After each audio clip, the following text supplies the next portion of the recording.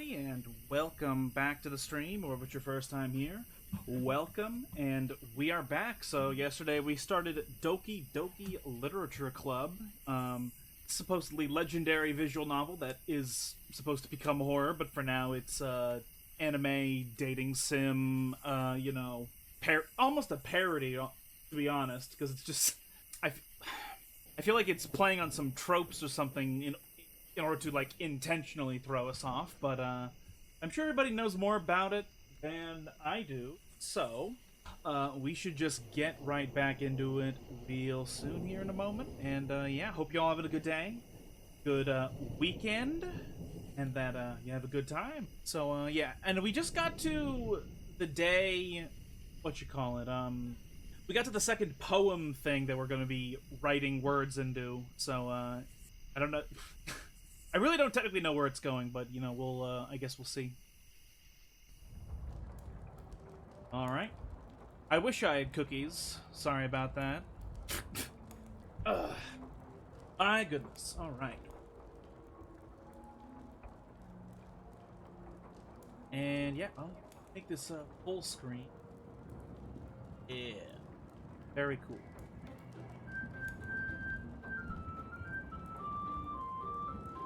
Yep, not suitable, yep. Alright. You could use the skip button to fast forward through text you've already read. Okay, sure. Okay, I'm gonna assume that every single run of this game's story, you should just go for, like, just one girl. So, we'll just keep doing, I'll try to guess what, I'll try to guess what, Yuri wants. He likes the complicated words, I think, so we'll go with that. Yep. Likes that one.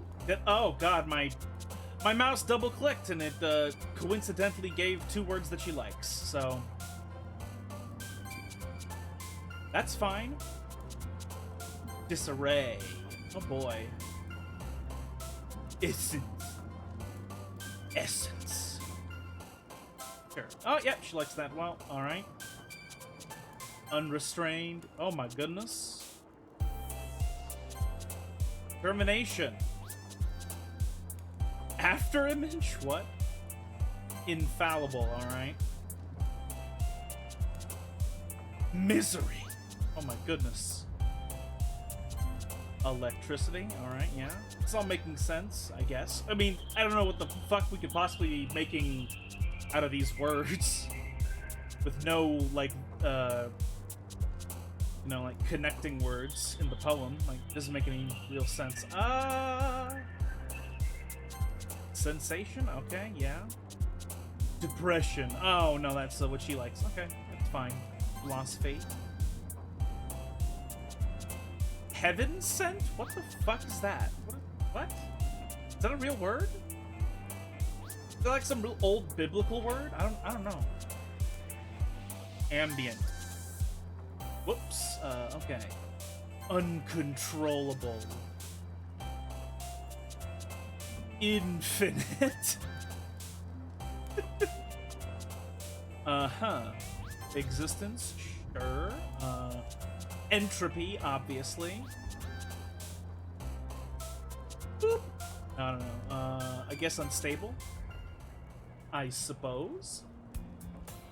Watch as I literally not know how to do any of the voices that I assigned them. Just watch. Another day passes and it's time for the club meeting already. Fuck's sake, Twitch. I've gotten a little more comfortable here over the past couple days. Entering the club room, the usual scene greets me. Hey, Oink. Am I even gonna be able to maintain the voices I did literally yesterday? I feel like I'm about to not be able to do it.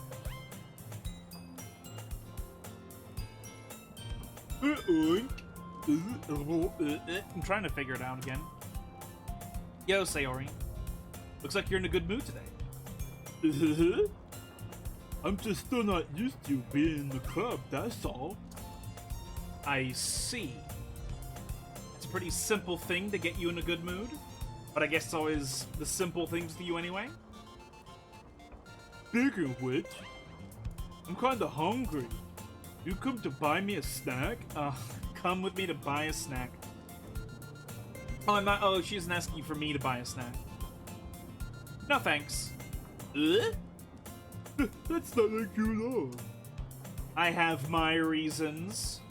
Why don't we take a look at your purse, Sayori? Why that all of a sudden? No reason, really. I just wanted to look at it. Sayori nervously retrieves her coin purse.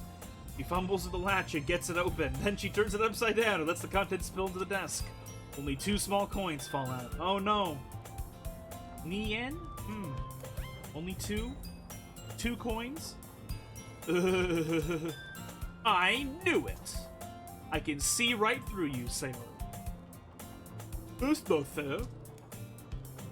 How did you even know? It's simple. If you had enough money in the first place, you would have bought a snack before coming to the club room. So either you're not hungry and wanted an excuse to take a walk, or you plan to conveniently forget that you spent all your money so that I would lend you some. Man, our protag's kind of mean. But there's one more thing. You're always hungry. So that leaves only one option. Blah! I give up.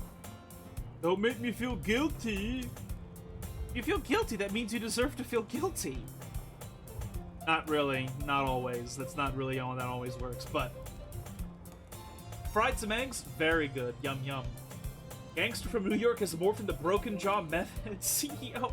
I literally don't know how to fucking ever do voices consistently. It's literally impossible. No matter how hard I try. Literally only one sleep cycle passes and I am incapable of mimicking it ever again. It's not possible. Yuri suddenly giggles. Huh? I didn't notice that she was listening in. Her face is her book, as always. They expect me to pick a girlfriend from those girls, but Kirby isn't there. Oh shit. Yeah, none of them are displaying a desire to have a Kirby plushie and notebook and pajamas all at the same time. Ha ha! I wasn't listening or anything. It was just something in my book. Yuri! Tell her to let me borrow some money. Fuck you! That's... Don't get me involved like that, Sayori. Besides, you should only buy what you can responsibly afford. And frankly, after pulling a mischievous little stunt like that, your suffering is a fair enough retribution. Okay.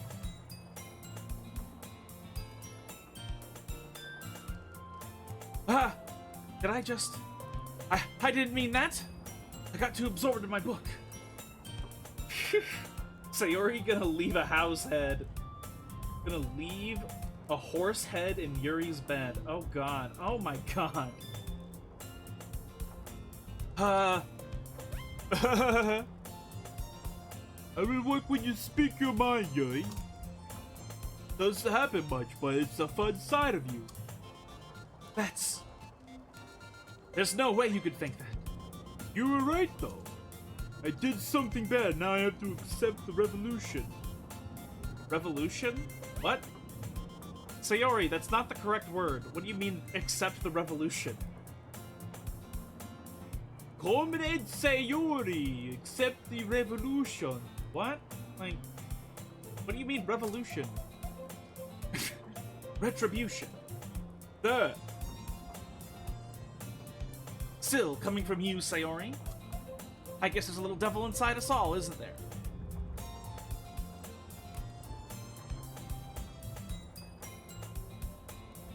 This time I brought, like, a whole liter of fluid to fucking lubricate my throat through this nonsense. Don't let her fool you. Sayori knows exactly what she's doing. After all, she told you guys she was bringing me to the club before she even told me. But... You wouldn't have come if it weren't for the cupcakes. So I had to trick Natsuki into making them. Come on, give me more credit than that, Sayori. Whap! Yeah! Out of nowhere, something smacks Sayori in the face and tumbles onto the desk. For a moment, I thought our character fucking pimp slapped her over the face, and I was gonna be like, what the fuck? What? Oh. What was... Eh? A cookie. Sure enough, it's a giant cookie wrapped in plastic. Sayori glances around. Is this a miracle? It's because I paid my restitution? Retribution. Actually, that one almost worked. I was just gonna give it to you. But then I heard you blab about the cupcakes. It was totally worth seeing your reaction, though. Natsuki, that's so nice of you. I'm so happy. Sayori hugs the cookie. Jeez, just eat it. Sayori rapidly tears open the wrapper and takes a big bite. So good. Oh my god, how the fuck? So good. So good. I'm trying to figure out, like, what the fuck was even the pitch of the voice I did for her yesterday. I don't even fucking I am not joking. I literally do not remember, and I'm incapable of replicating it. So good. I'm so sick of tsundere bullshit. Yeah, it's annoying. It's so stupid. It's fucking annoying as fuck. It's Jason Statham. Huh?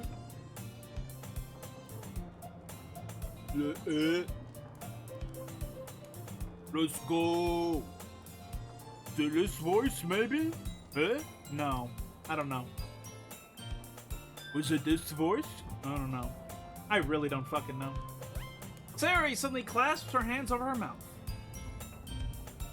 I bit my tongue. Oh my god, kill me. You're going through a lot over just one cookie.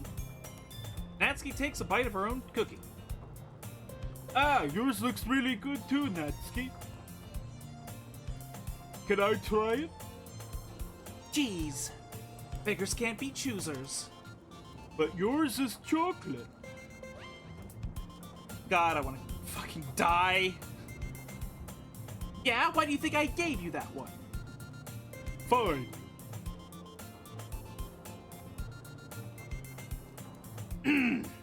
Not... Still, I'm really happy to... No, none of this is... No, it's not working. It's not possible. I'm physically incapable. Still, I'm really happy you shared this one with me. Stop overthinking. That's not possible. It's not possible for me to not overthink. Sayori gets out of her seat and goes behind Natsuki, then wraps her arms around her. Okay. Ah, jeez. I get it.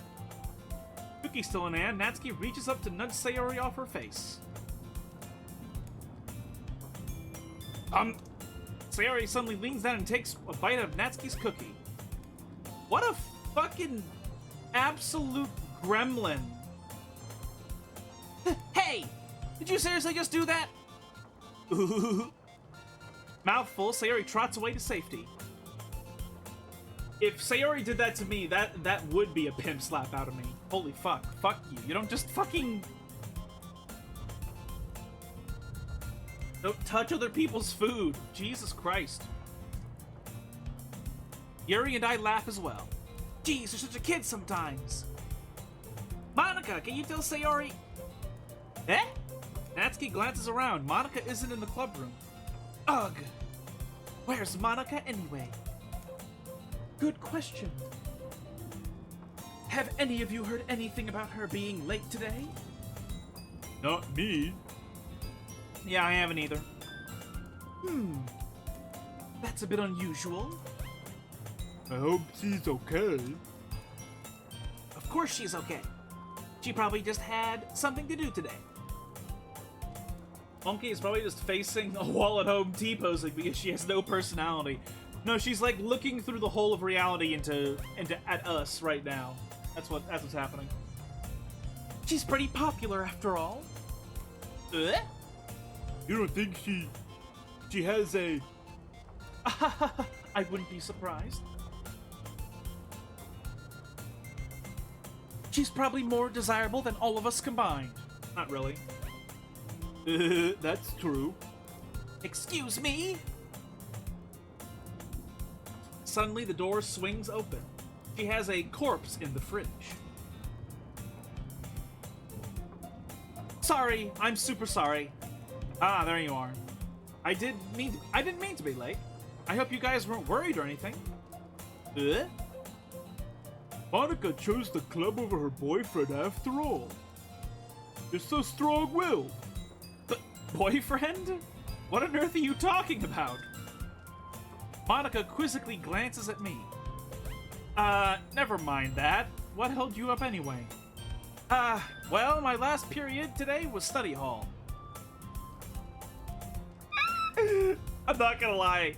For a moment, I was like, I thought she was gonna say my last period was really, really rough.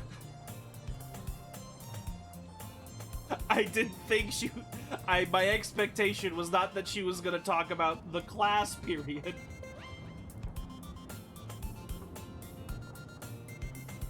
My last period today, she exploded the toilet. Oh my god.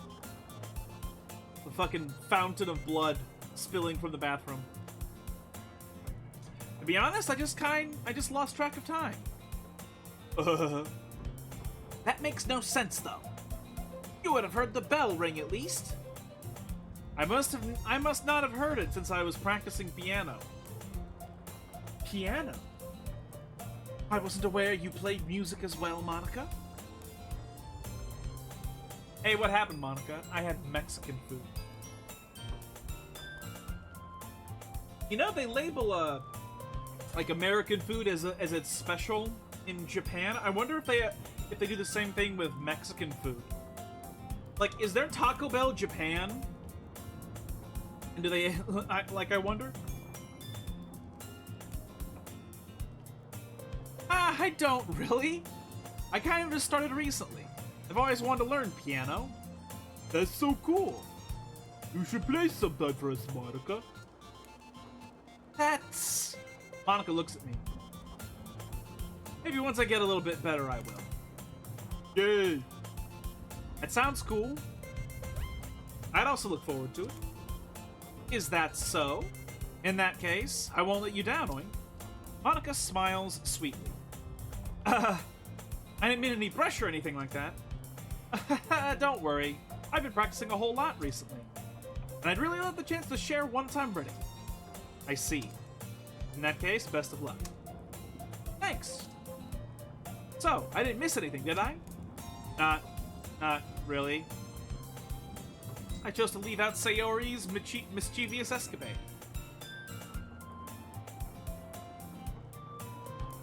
I'm sure Natsuki will end up complaining to her anyway. You know what's funny about high school VNs is how form-fitting they are around the boobs when it's never like that IRL unless a slut does it. Yeah, I've noticed that anime like artists like to make women's clothes like skin tight for even when it makes no logical sense, even when it might otherwise make it impossible to even put the article of clothing on. Like, I have a feeling that the type of snugness you see out of these girls' uniforms is just kind of like, I feel like that would be uncomfortable to wear that way in real life, and also, why does it even form them like that? Why is the school giving them clothes that would do that? That's really weird. Even in Food Wars Megumi, where her chef uniform is so snug, and you've seen mine on IRL. Yeah, I have. They are not ludicrously skin tight. They are not like weird fetish outfits. They're, you know, uniforms. They're coats. They're full body aprons. Like they don't do that. It looks like everyone has already settled down. Sayori somehow already finished her entire cookie. Mine was so form-fitting, if I burned myself, I'd die. Yeah, because you wouldn't be able to take it off. Exactly. Jesus. Yuri was back to her book, and Natsuki disappeared into the closet. Hey, Yuri. Huh? I suddenly noticed that Yuri is reading a different book from the one we've been reading together. Sorry, I didn't mean to interrupt. No. I was kind of just waiting for you. If that's the case, why don't we go ahead and get started? Yes, let's. Actually, I have a request. Do you mind if I make some tea first? Not at all. Thanks very much. If there's one thing that can make my reading time here any better, it's a nice cup of tea. Not to mention for yourself as well. When you cook stir-fry, the heat is so high the fire is going up in waves around the pan, so a form-fitting uniform or a too big uniform, I imagine, would be scary. Right.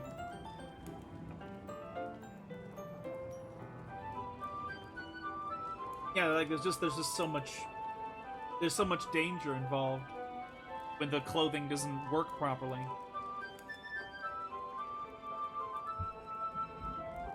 Yuri stands up and makes her way to the closet. I follow and watch as she retrieves a small water pitcher from the shelf, kind with a filter inside. Can you hold this for a second? Sure. Yuri hands me the water pitcher and also fetches an electric kettle. I'm going to plug this into the teacher's desk and then we'll go get some water. Walks past me and sets the kettle down on the teacher's desk. I simply watch her movements. To my surprise, the way she moves really contrasts with her speaking mannerism. Especially because of her long legs, Yuri appears elegant and methodical. Yeah, I'm sure you're looking at her legs, buddy. Okay, may I have the water pitcher? Thanks, I'll be right back. I might as well walk with you. Yeah, why not? Shall we go then? Yeah. Where are you two off to? Huh? Yuri was going to make some tea, so I suddenly realized how weird it sounds to explain this to Monica. We're getting a detailed tutorial on how to fucking boil water. Yep. We're just filling the water pitcher. Okay. Sorry, I was just a bit curious. It's kind of a one-person job, isn't it? Monica, please mind your own business for once. Or do you want to tell me there's something wrong with helping involving in club activities? My mouth gapes. I suppose there's nothing wrong with that. That was very strangely, rude of Yuri. I'm kind of shocked. I'm kind of surprised how rude that kind of was. The Slavs could have used this in Chernobyl. Yeah, they needed it, apparently. Then let's go, oink. Yuri quickly exits the room and I follow. Once in the hallway, she suddenly puts her forehead against the wall. Wow. I spoke without thinking. Hold on a moment. I spoke without thinking. How could I say something like that? Yuri, something about the way she said that. It made me feel so irritated. What's wrong with me? No, Yuri, I think you did the right thing. I wasn't expecting it, but also not right for Monica to judge people like that. Point. How come even when I do something bad, you're being nice to me? Because nothing that you do is as bad as you make it seem in your head. Nobody's perfect. We have emotions, we can't always hide them away. Because he wants pussy. Yeah, I know, I hate it. What a fucking asshole. But you always amplify things in your head. We have literally known her for 3 days. What the fuck? Your mind turns a light rain shower into a hurricane. Ah! No! Wouldn't you hate me for something as terrible as that? He literally doesn't care about your personality, girly. Yeah, because we don't have any personality. We say the most generic, mind-reading, nonsense things ever. Not even 3 days, just like 2 hours each day because we don't see her out of class. Yeah. That's what's so fucking annoying about writing like this. It's like we know her for a very little amount of time, but like we can already like read her mind like we know her. Like it's just like we have no personality, and so all we're left with is that the character's only motivation is to get with one of the girls. He just knows things about them that he shouldn't, because it's a type of fantasy that annoys me in retrospect, because it's like, this is not how you're gonna get young boys to like have wholesome relationships with women, you know, like, which, like, so whatever weird government conspiracy exists to try and make young people have sex in Japan when they refuse to is like, this is not the type of writing you do for that, you know. But I also understand that this game is like trying to is also trying to like partially critique and parody the genre because of the weird thing with because of like the horror stuff that's gonna happen, the fourth wall meta breaking stuff. Like because of that, I understand that this game is also trying to critique the genre, I assume. I bet he doesn't even like tea. You know, that's one of those things where it's perfectly believable for me to think that somebody could simply have not really any experience with a certain drink or food or whatever, and then just be like, yeah, I'll try it, and then they try it once and like, yeah, that's fine, I like it well enough.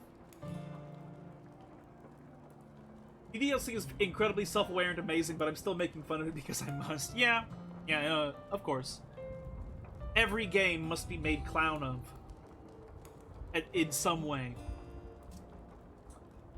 Why would I hate you?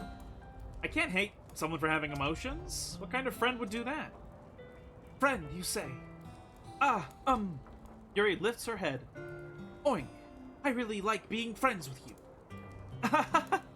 Thanks, Yuri. I like being friends with you, too.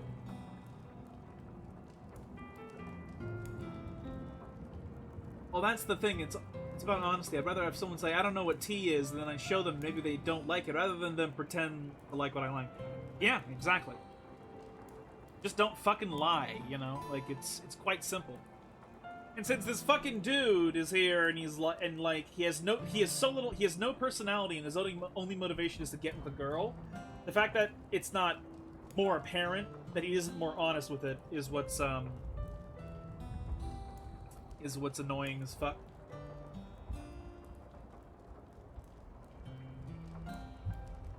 Like, the amount that I know about tea is very little. Like, I had iced tea when I was a kid, and like, canned caffeinated tea and all that, and, you know, I liked it, but that doesn't mean I have experience with tea, and I wasn't gonna be able to be like, oh yeah, I have tea all the time, when you first told me you like tea, you know?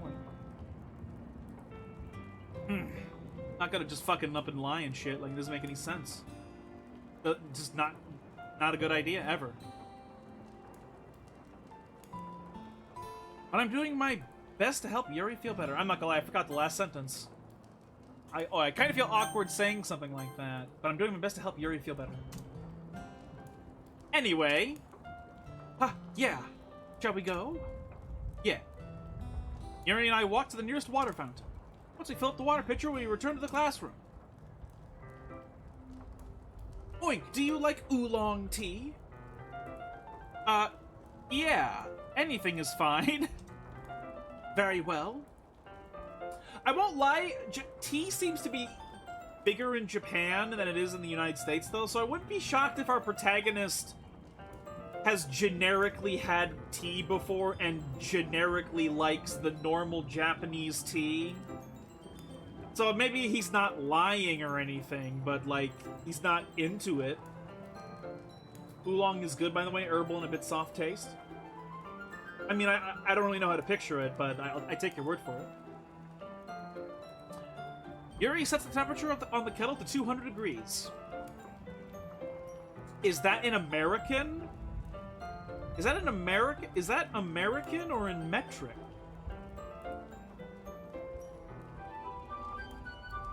Oolong is the tea Coraline drank when the two theater sisters told her about the evil. Right. Those sisters were so weird.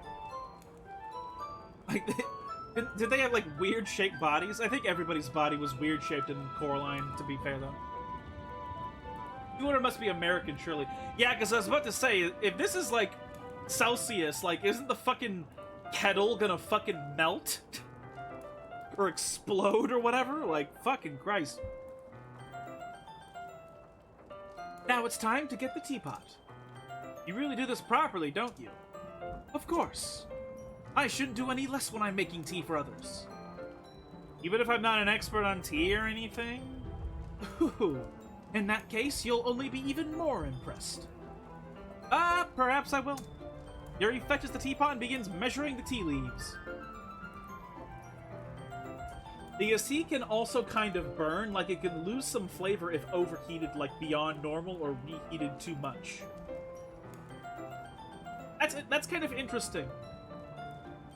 It sort of makes me wonder then if, like, if there are ingredients inside like the tea that when they disseminate into the water they don't fully hydrate or something. Like there's some sort of hydrophobic particles inside the tea, so that it becomes capable of being burned even though it's inside a liquid. Or I'm just making shit up in my head, like speculation. Green tea and boiled water tastes ashy and cold. It tastes ashy, and cold brew green tea tastes sweet. Since tea is a plant, the oxygenation is a big factor. Right.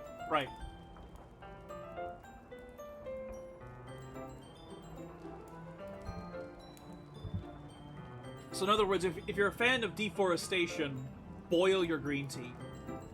You'll love that ashy taste. That charcoal taste. To my surprise, she even starts humming a little to herself. You must be in a good mood now. Is that so? I was letting it show. And you noticed.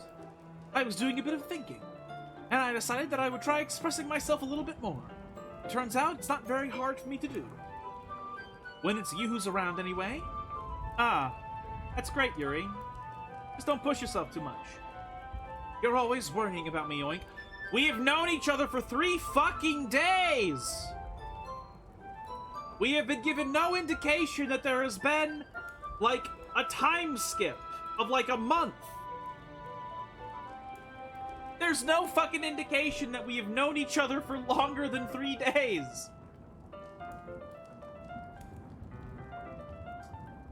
I'll brew some gingerbread tea for you. It literally tastes like eating a not as sweet gingerbread with some hot milk. That sounds good then. I can picture that in my head as being pretty good. Also peppermint, because peppermint is just like the best is one of, if not the best candy flavor in the world. History. Personally, peppermint might tie watermelon flavor for me in candy, but peppermint is so good, yeah. I imagine the tea tastes like a less sweet candy cane, I would assume. It just sounds very intuitive to assume that. It's very endearing. Yuri wasn't kidding. I don't even know if I can keep up with this. I watch Yuri pour a cup of tea for each of us. Oink, I have another request. Do you mind if we sit on the floor today? Why's that? It's a little bit easier on my back. I can read with my back against the wall rather than bending over at my desk. I'm not gonna lie. I was assuming that well, actually, you know what? Let's keep reading a little bit. Sorry, I didn't realize. No worries. I just have back pain fairly regularly, so I do my best to manage it. Is that so? Wonder why that is. It's most likely because my Your posture, right? Always hunched over like that while reading? Yes! I have terrible reading posture, so that's why I should sit on the floor. Fair enough. I'll go ahead and get the book. I fucking knew they were gonna say that. I knew it, and I stopped myself, and I was like...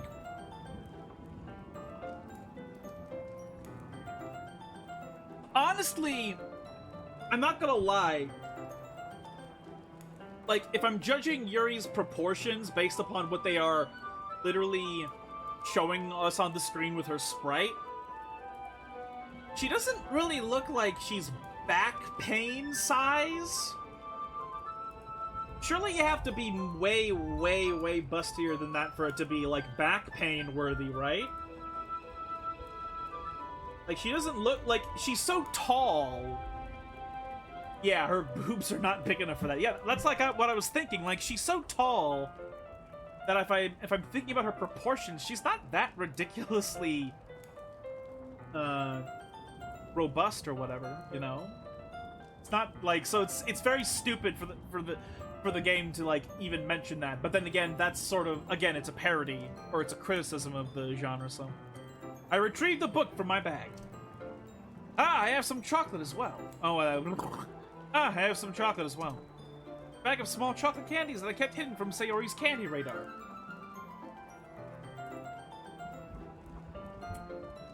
But you can get pain if you're wearing uncomfortable tight bra or something, so that's realistically what I'd assume.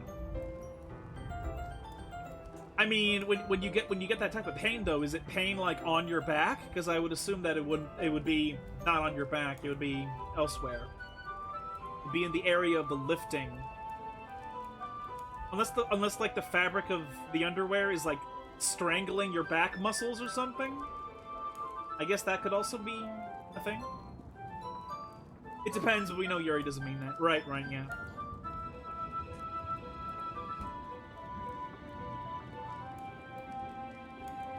I take it, since it'll go well with the tea. Yuri and I then sit against the wall, teacups at our sides. As if in sync, we assume the same reading position as last time, each holding one half of the book. You know what I just realized? So, maybe this is an assumption, but I bet, you know, maybe you can tell me if this is true or not. I bet if we romanced a different girl in the game would be making different comments about the same or a different part of the girl's body. Because the game is assuming that the reason the player chose their respective girl is because of their physical characteristics. So the game is assuming that the reason we picked Yuri is because she's tall and has relatively speaking big titties. But if we romanced Natsuki, it would do something like, oh, you romanced her because you like the small titty. So, like, the game isn't even really assuming that we went for them because of their personality, but only because of their physical characteristics. Which is very funny, because I hate when these types of games do this. Because it's not like, because it's just softcore pornography, you know, like, and I hate, like, there's something contemptible within me I have against the idea of a story that exists that is softcore pornography, and that's it. Like, it doesn't have a good plot, it doesn't have good characters, but the porn part doesn't even go very far. It only goes to like a very, very soft limit. And the reason I hate that so much is because why does this even exist in that case, right? Now, obviously, the reason it exists in this case is because it's for people in Japan to, like, sell teenage boys softcore pornography. But, like, I think teenagers deserve, like, media better than that for discovering their sexuality. Like, can't you make something that's well written as well? Like, if you're doing like teenager level softcore pornography, like, can't you also write a good story, for fuck's sake? instead of trivializing like the reason that teenagers are attracted to people, you know? For fuck's sake. You romance nutsack because you like children. Game calls the police. Well, let's be real here. Like, it's weird that I like if I. It's weird for me to go into a game like this, and other than sort of making jokes and trying to place my own mind in the character himself. Other than those two things, it's kind of weird for like a well-grown adult man to be playing this. And like, oh yeah, I'm gonna play this softcore porn game with these high school girls. Ooh, one of them is like only 15. Oh my goodness. Like that'd be like it would be weird if I was doing that unironically, right?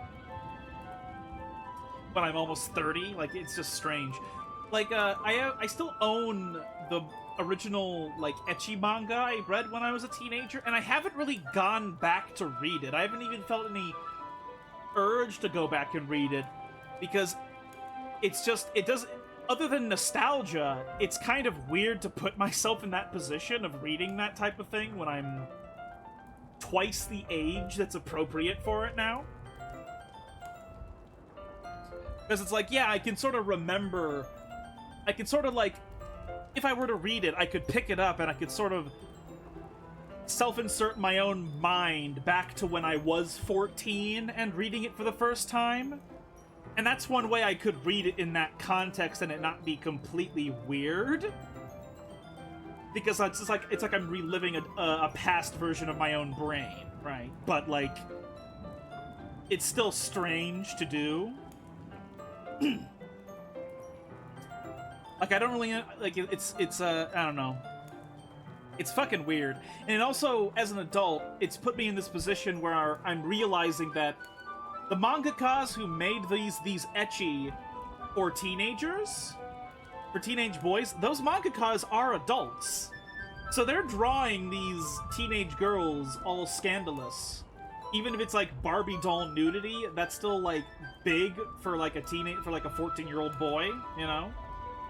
And adults drew those images, you know? I'd like to imagine when we go on tangents, this character is just standing cross-eyed. He's standing here cross-eyed, drooling, T-posing. Clearly. Sorry. It's like almost an involuntary reflex for me to snort. I'm sorry for the gross noises.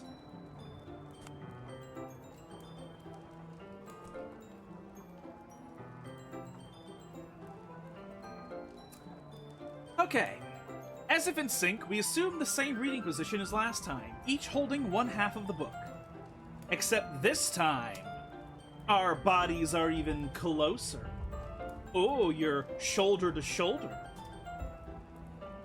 I can't see too well. Yuri slides closer until our shoulders are touching. Oh. Look, that's cute and all, but you guys have known each other for 3 days. How am I supposed to focus on reading like this? Man, imagine if he saw her naked shoulder. You ever seen that meme of like that super, like one of those super racist memes of like the shit like black guy? Like there's a version of that meme where he like has like where his cock is like bigger than his entire body. He picks up some porn mag and then he rockets into outer space and is like, shit, as he's like flying by the planets because he rocketed into outer space with his dick. Like, I'm picturing that if we saw like half of her naked shoulder, that our character would just fucking explode like he's the villain from Big Trouble in Little China, except the explosion is only from his cock.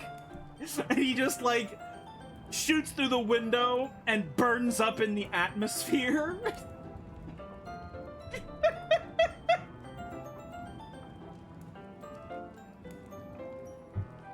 You know, I get it, like, you know, a naked shoulder in a certain circumstance, like, goddamn, but for fuck's sake, they're just sitting shoulder to shoulder, and he's like, how can I focus? And it's like, what do you mean? What do you mean, how do you how can you...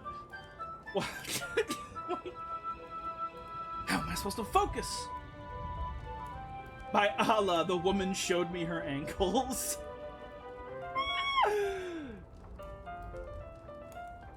I'd start fucking tweaking reading like this. Is tweaking like having like a tantrum or something? I've seen the word tweaking before, but I don't technically remember what it means in context. Yuri was always kind of cute, but when she's being less apprehensive, it's almost more than I can handle. Your teacup. Yuri hands me my teacup. Holding it with my hand that's not holding the book, I end up in a position that makes it even harder to focus. Because now I need to worry about making sure I don't accidentally touch her chest. Oh my gosh. What do you fucking mean? What? Hold on.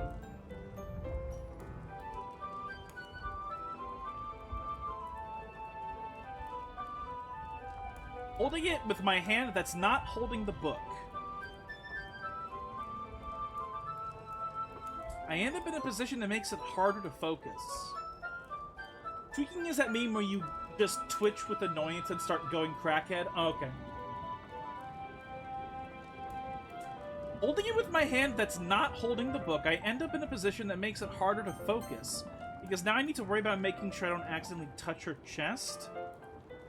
I'm trying to picture the biomechanics, and I don't think that makes any sense. So, like, if we're sitting shoulder to shoulder and she's on our left shoulder, because that's how it seemed to be in the last time we were sitting next to each other.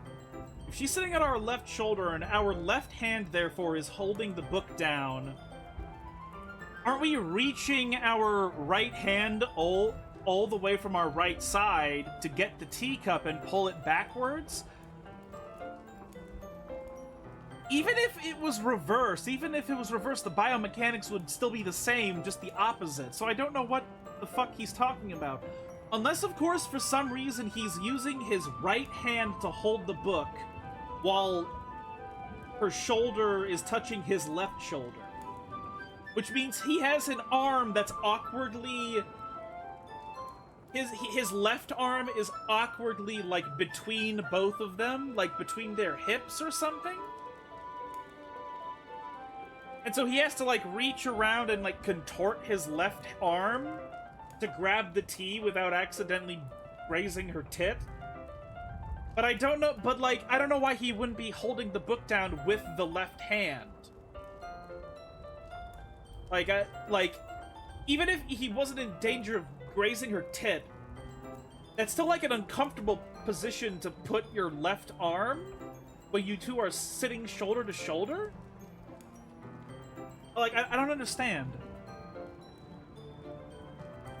Maybe because if he uses his left hand to hold the book down, he can't just easily turn the page, but I also don't agree. I don't believe that. No, I don't believe that.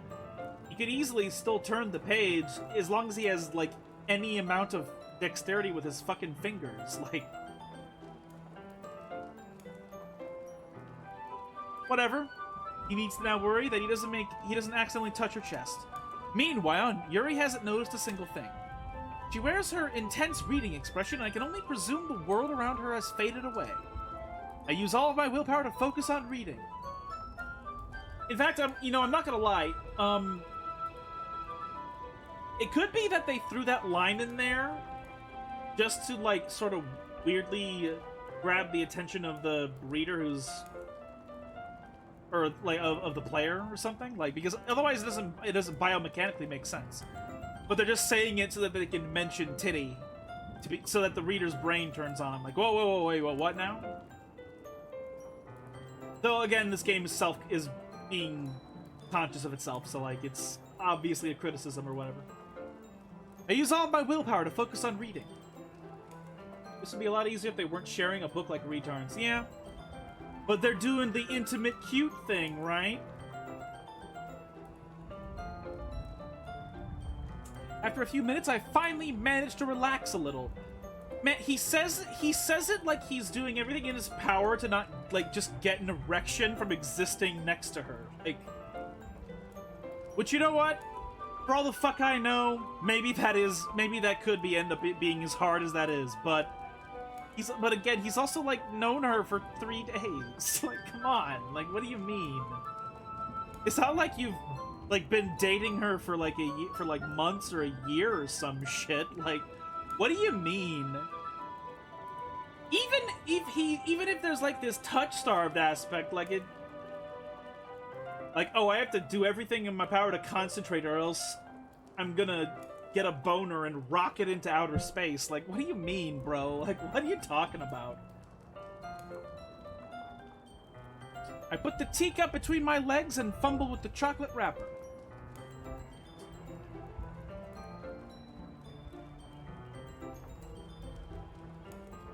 The teacup should spill on his legs, shouldn't it? Because there's no way he's sitting cross-legged, right? He can't be sitting cross-legged because they wouldn't... If they were both sitting cross-legged, they wouldn't be able to, like, properly sit directly next to each other while their shoulders can touch. Because, like, their knees would be, like, pushing against themselves. Also, I don't think she would sit cross-legged because she has a mini skirt.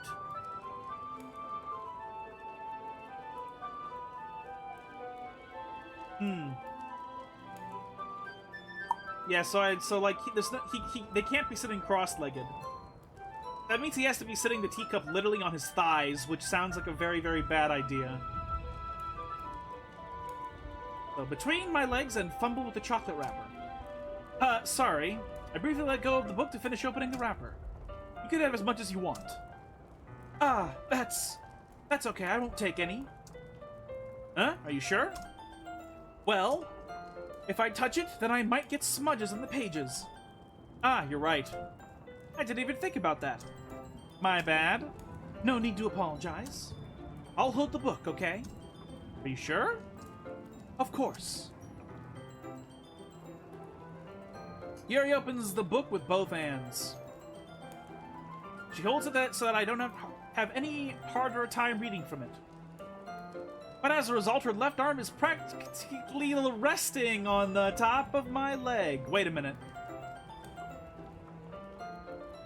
Wow. That's real as fuck?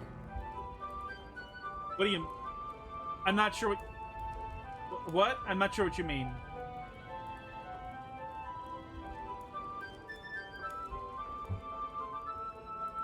Okay, so... They were not sitting shoulder to shoulder on his left shoulder. They were sitting shoulder to shoulder. Oh, the chocolate stain fear is relatable. Right. Yeah. Her left arm is practically resting on top of my leg. Like, oh, her forearm is touching my kneecap. Holy shit. I'm gonna fucking blow. Well, in that case, Yuri is already totally focused on reading again. I take a chocolate candy and pop it into my mouth. Then I take another chocolate, and I hold it up to Yuri. Don't fucking...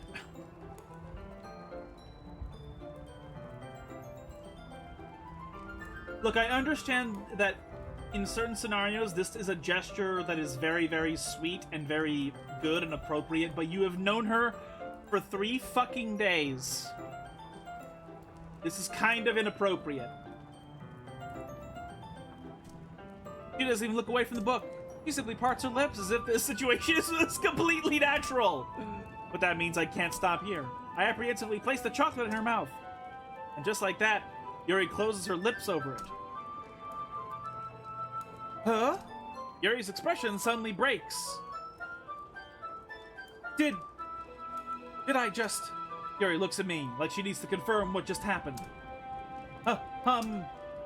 Oink. Sorry. I guess I shouldn't have done that. That's... Well, you were just helping. That's something that friends do. Oh my god.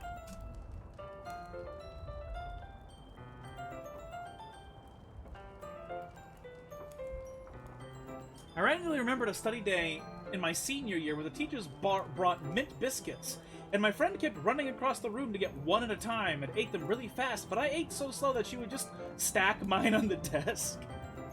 Because you were too busy reading. Right? I mean, not really in this kind of context, but yeah.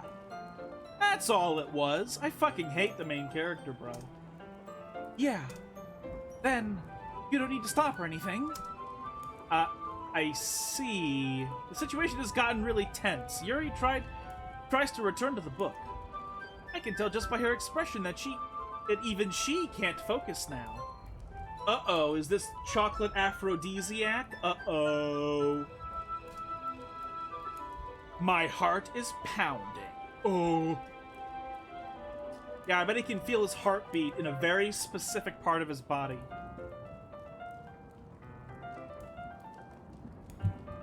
I nervously take another chocolate between my fingers. But this time, Yuri's eyes meet mine. How did it even come to this? Yuri doesn't avert her gaze. I notice her chest rising and falling to the rhythm of her breaths. You mean like how she always is? Like literally all the time because she is always breathing? So her chest is always rhythmically falling to her breath? Like what? This is literally like saying, I notice that up is in fact up and down is not up. That's like what he's saying here. That's the equivalent. Reminds me of in Goblet of Fire when Ron's like, Hermione, you're a girl. Man has never seen a girl before. No, he's seen a female girl. That's what he's seen, you know. Is that a female girl? I raise my arm. Like before, Yuri parts her lips, but it's different this time. I take the chocolate and place it in her mouth. I feel her hot breath on my fingers.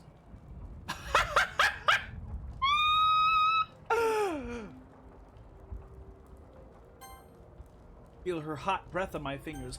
Okay, everyone. What? Erotica for Premature Ejaculators, Chapter 1. She looked at him. The end. Oh, God. Oh, God. And that's why circumcision of infant boys needs to end. So we have no more premature ejaculators that need premature ejaculator pornography specifically.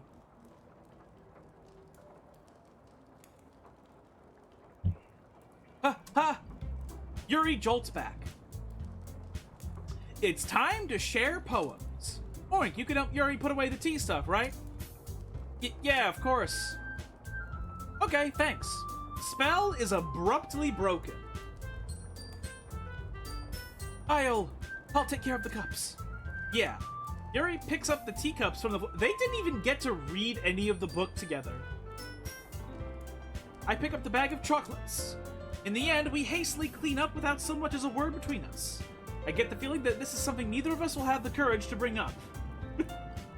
Sorry.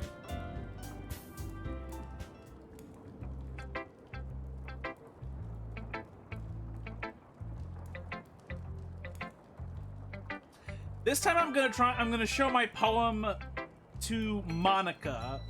I'm gonna show the poem to Yuri last. This time. So, who should I show my poem to first? Hi, Get Oink. How's the writing going? Alright, I guess. I'll take that. As long as it's not going bad. I'm happy that you're applying yourself. Maybe soon you'll come up with a masterpiece. I wouldn't count on that. You never know. Want to share what you wrote for today? Sure, here you go. I give my poem to Monica. Me when a girl automatically intakes oxygen and exhales CO2.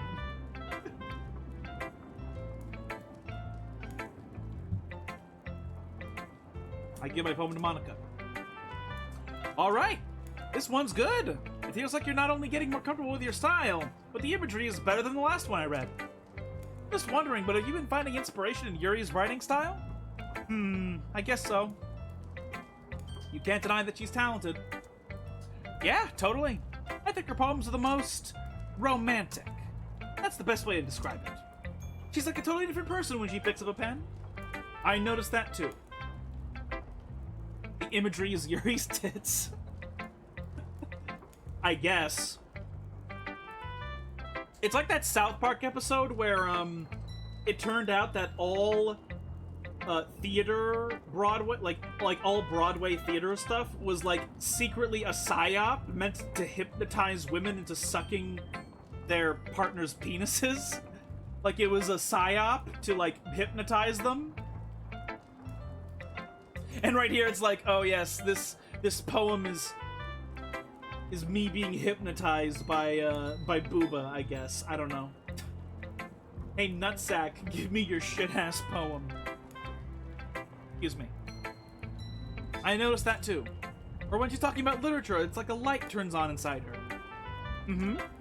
Sadly, it's hard to get much personal conversation out of her. Trust me, I've tried. Who knows what goes on in that head of hers? I hope you don't mean that in a bad way. No, of course not. I just meant that I wish she didn't keep so much to herself. But still, defending her like that, you must be pretty into her. Eh? You completely misunderstood. And why? You were about to have her suck on your fingers. You fucking, like... Calm down, I'm kidding. Besides, I'm pretty sure she's already got a boyfriend.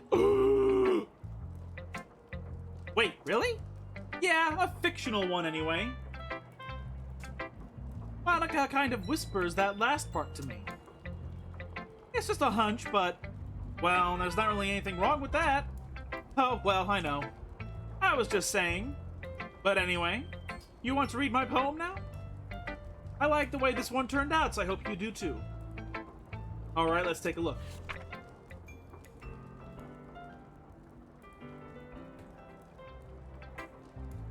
What just happened?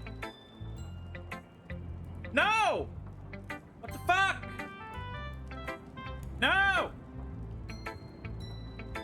No! No! How do I go backwards?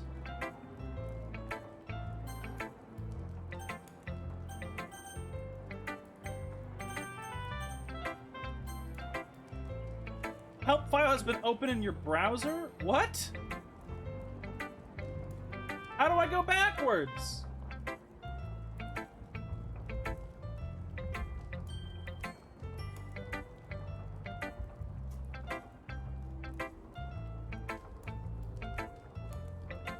Left click enter, advances of the game, navigates, causes escapes, right click H, hides text, toggle full screen, take a screenshot, hide, quits the game. Are you fucking kidding me? There's no rewind. Why is there no rewind?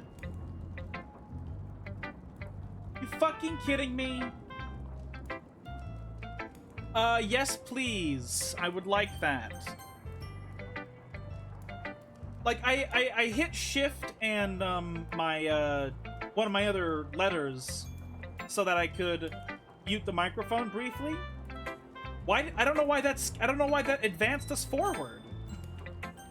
Fuck. The colors, they won't stop. Bright, beautiful colors flashing, expanding, piercing.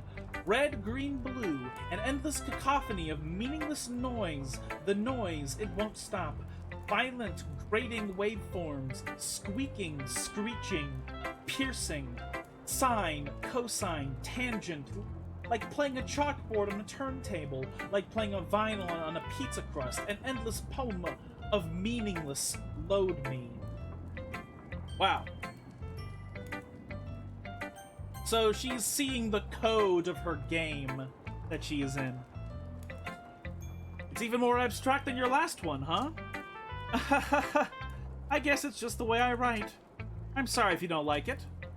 No, I never said that. It's just kind of a thing I've never really seen before, I guess. I kind of like playing with my space on the paper. Choosing where and how to space your words can totally change the mood of the poem. It's almost like magic. The way I wrote the lines really short makes it feel like they're trying to speak over the noise. I see. Still hard for me to tell what it's about, though. Sometimes asking what a poem is about isn't the right question. A poem can be as abstract as a physical expression of a feeling, or a conversation with the reader.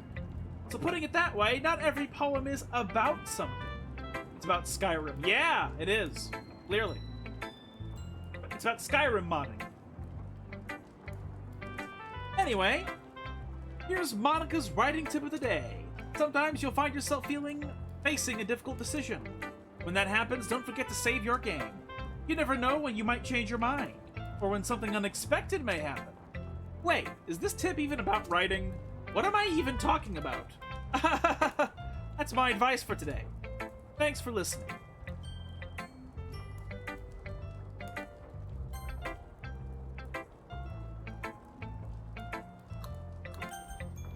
Go to Natsuki now. Well, I can admit that it's better than the last one. It's nice to see that you're putting in some effort. That's good, but I still don't like this at all. It's trying too hard to be serious. What do you mean by that? Poems don't need to be all deep sounding to express something. It's going to just sound like you're forcing it unless you really don't suck at it. The spider in my computer when I launched Skyrim with 900 mods for ass.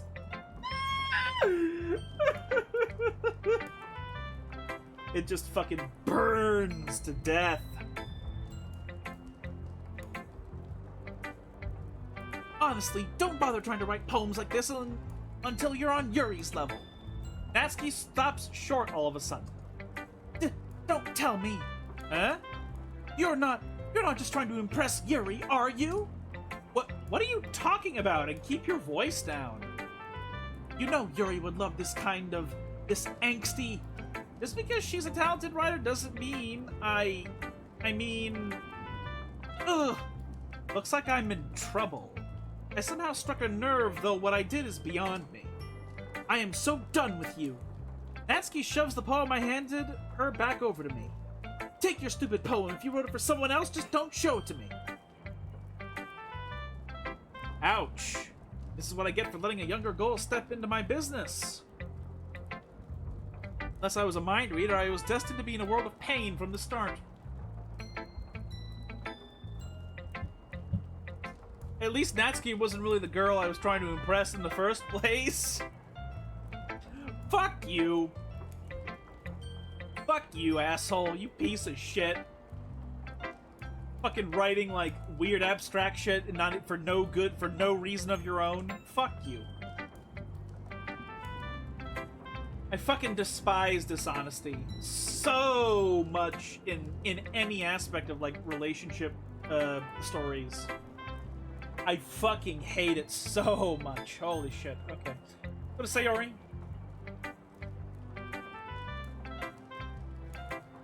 Oh, I like this one, Oink. It has some nice feelings in it. Ah, I'm glad. Does that mean it's better than yesterday's? Let me think. I dunno. I guess I like them both. That's not very helpful, you know. Well, I'm not very good at figuring out if poems are good or bad. But that's why I just go by my heart. That makes me feel things, then it must be a good poem. I'm not sure that's exactly how it works. Then again, I guess conveying feelings is a pretty important part of this whole thing. Yeah, maybe. Honestly, I don't even know what kind of writing you like in the first place. Yeah, me neither. Why don't you at least try giving it some thought? Oh, you want to write something for me? That's so sweet. Yeah, right. But you're always thinking about other people. You need to think about yourself once in a while. Oink, earlier she literally stole food. What are you talking about? What are you fucking talking about? She thinks about herself all the time, to the point of where she wants to grift you for food, and also take other people's food. Like, what are you talking about? If you don't, you might end up getting hurt at some point. Well, I don't really know what you mean, but I'll try to keep it in mind. Well, whatever. Anyway, let's see. I guess I like happy poems. Wait, sometimes I feel like sad poems too. Sometimes a little bit of both. There's the word for that, right? What's the word I'm looking for? Bittersweet. Yeah. I like things that are happy and things that are sad. Happy and sad. Can't see you liking something sad, Sayori. Well, I like happy the most. But sometimes you need to have a little rain cloud in your head. A sad poem can give the rain cloud a little hug. What? And make a nice happy rainbow. Sayori, that's unexpectedly poetic. It is? Maybe I'm getting better at expressing my feelings after all. Thanks, Zoink. God, I am breaking down.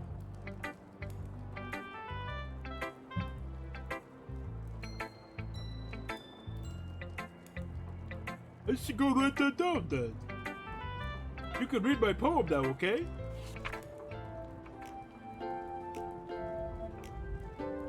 Hotels. I pop off my scalp like the lid of a cookie jar. What the fuck? It's the secret place where I keep all my dreams. Little balls of sunshine, all rubbing together like a bundle of kittens. I reach inside with my thumb and forefinger and pluck one out. It's warm and tingly, but there's no time to waste.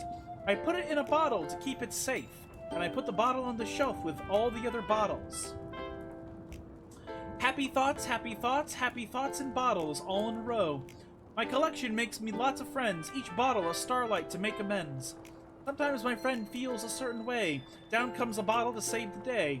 Night after night, more dreams. Friend after friend, more bottles. Deeper and deeper my fingers go, like exploring a dark cave, discovering the secrets, hiding in the nooks and crannies.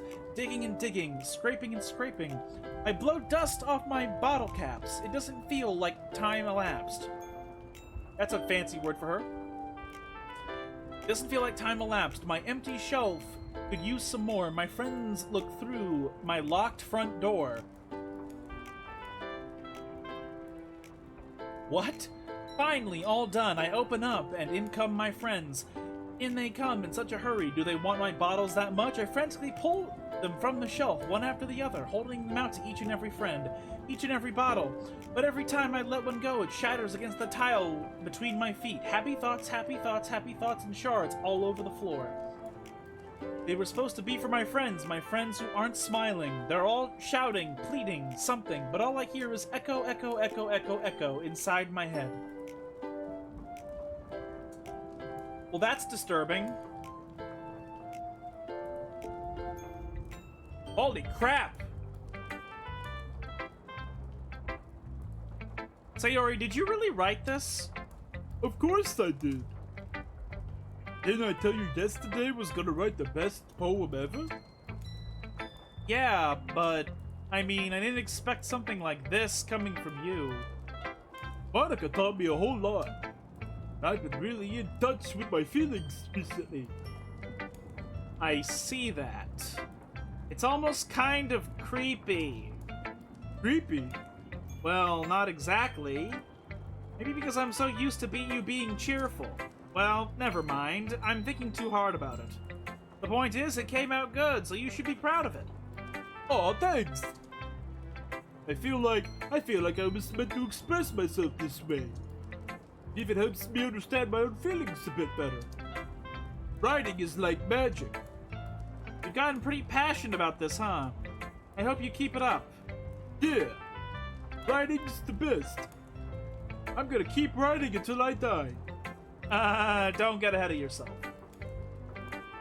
Sayori has balls in her brain. Balls in your jaws by Sayori. But is she gonna bite down on them? You know, like, she's castrating a lamb or something? That's how some farmers do that, by the way.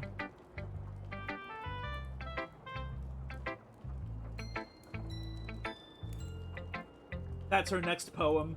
Oh, God. Sayori's always had a habit of getting obsessed with something before dropping it no more than a week later. I wonder if this is one of those times. But seeing the passion in her eyes makes it hard for me to be pessimistic.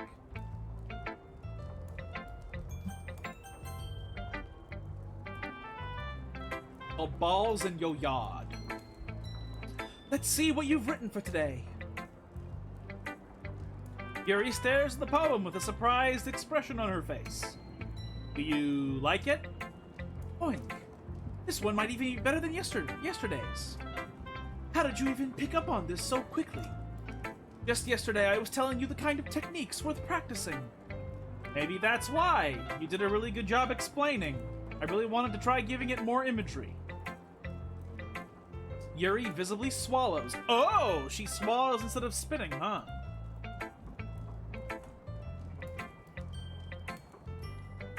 Even her hands appear sweaty. Wow, she's got the Reddit sweaty palms. I'm not used to this. Used to what? I don't know. It's fine, take your time. Yuri breathes and collects her thoughts. I know that Yuri likes to think before she speaks, so I offer that patience to her. Yeah, just being appreciated like this, I guess. The only way this works is if this guy is using ChatGPT to write poems. Yeah, I mean, and he's a big fat liar as well, so it makes sense that he might. It probably sounds really stupid, but seeing someone motivated by my writing, it just makes me really happy. Are you saying you've never shared your writing before? Yuri nods. Really? I don't believe it. I really only write for myself. And besides, people would just laugh at me. Do you really think that? Again, Yuri nods. Huh. You think you're close friends? Yuri doesn't respond to that. I wonder why. Anyway, do you want to share the poem you wrote today? Yeah, I do. If it's with you. The raccoon? The raccoon? It happened in the dead of night while I was slicing bread for a guilty snack. My attention was caught by the scuttering.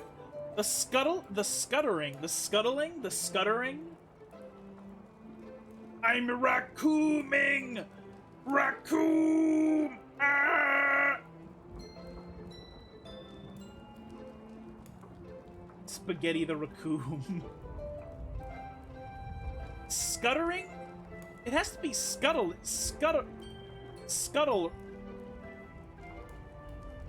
I guess it is scuttering. I've never seen the word scuttering before. Skittering? Scuttling? But this is ER. Scullering? Scullering? Scuttling.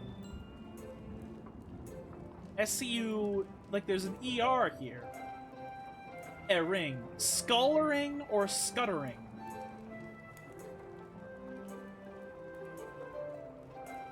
That has to be it. Like, I don't know. What the fuck? Scuttering is a real word. What the fuck? Yeah, I've never seen that before in my life. I know skittering is a real word. Is scutter? Oh wait, is scuttering like the past tense version? Or something? Like, I don't know, man. My attention was caught by the scuttering of a raccoon outside my window. That was, I believe, the first time I noticed my strange tendencies as an unordinary human. I gave the raccoon a piece of bread, my subconscious well aware of the consequences. Well aware that a raccoon that is fed will always come back for more. Scuttering is the noise small animals make. Oh, okay. That sounds like the same word as skittering. but okay. The enticing beauty of my cutting knife was the symptom, the bread, my hungry curiosity, the raccoon, an urge.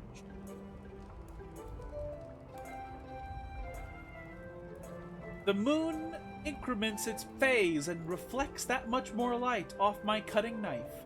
The very same light that glistens in the eyes of my raccoon friend. I slice the bread, fresh and soft, the raccoon becomes excited. Or perhaps I'm merely projecting my emotions onto the newly satisfied animal. The raccoon has taken to following me. You could say that we've gotten quite used to each other. The raccoon becomes hungry more and more frequently, so my bread is always handy. Every time I brandish my cutting knife, the raccoon shows me his excitement. A rush of blood. Classic Pavlovian conditioning. I slice the bread, and I feed myself again. This poem sucks. I have an impression that the poems are intentionally getting creepier, and not just Monica's poems. Sayori's poem was really creepy, and this one is also creepy. Also, this poem seems like it might be an allegory for what's going on in her head relative to us. Our main character might be the raccoon. And the last line of "and I feed myself again," there's two implications here. Either the implication is that she is fattening the raccoon to eat the raccoon, or the implication is that she's letting herself starve because seeing the raccoon eat feels like she's feeding herself. So either she's dying or she's gonna kill us. One of the two things. So the allegory is creepy. Period.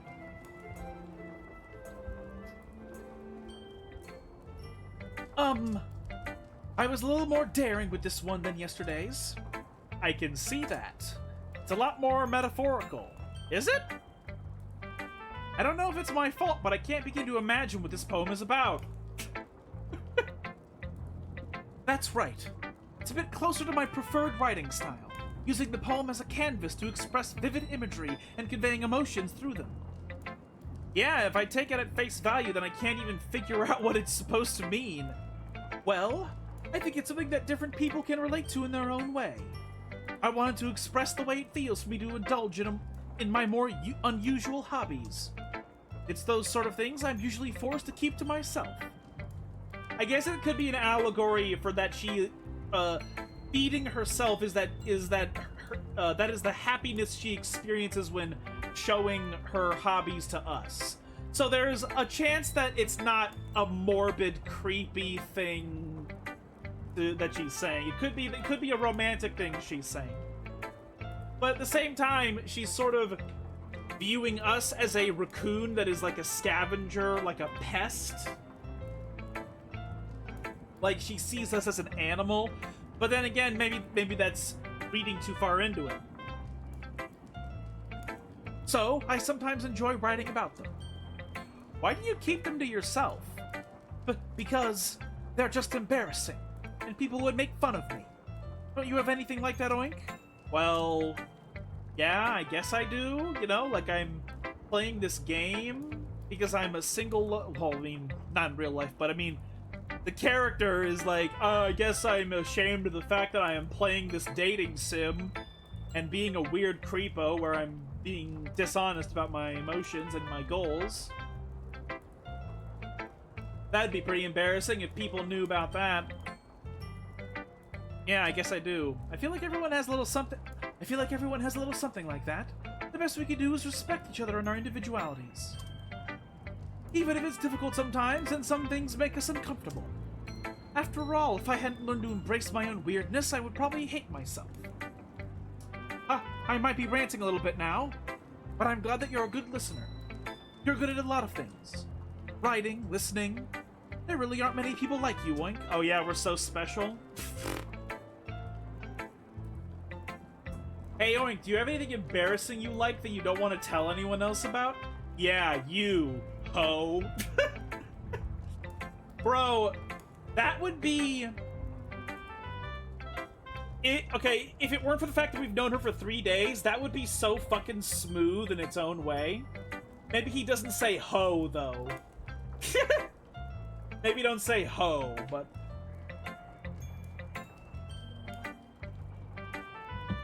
Because that's like simultaneously a neg, but it's also sort of like... you could argue it's like, oh, I'm embarrassed by my crush, right? Like the fact that I have a crush on another human being, that is embarrassing. So that could come off as pretty smooth in a certain scenario. But it would be weird here because we've known her for 3 days. That's exaggerating a little bit. It's just how I feel. I never thought I would feel so comfortable sharing my writing. But now I almost feel like I look forward to it. It's just a really nice feeling. And you're to thank for that. It's nothing, really. Yuri smiles sincerely at me. For just a moment, her timidness seems to disappear. You want to know something I really fucking hate about a lot of these types of character arcs? Is I really fucking hate the character arc where the goal is to make the introvert stop being an introvert. I really fucking hate that shit. Where it's like, where like the story is trying to imply that it's morally or mentally bad for an introvert to just be an introvert. It's like, no, you have to throw yourself out there and be big and grand and grab people's attention and have a big personality that people want to surround themselves with. It's wrong for you to want to, you know, be a little bit secluded, have a small group of friends. No, that's bad. You need to be an extrovert. I fucking hate that shit. This entire time, our poem was Doki on my shoe, in crayon.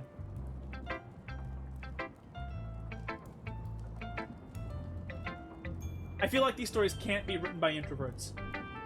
I think that it is plenty possible for there to be introverts that write really, really nonsensical shit. Like let's say like a Fujoshi. Like a Hikikomori Fujoshi.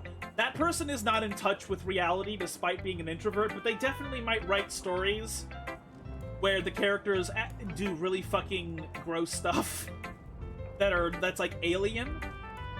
But like stories where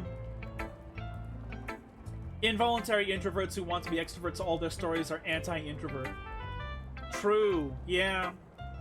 Yeah, you know, I guess you're right. Like, it could be that they're not introverts by choice, or rather they're extroverts at heart, but they're like losers that are like assholes and so they don't end up with a lot of friends, even though they are extroverts.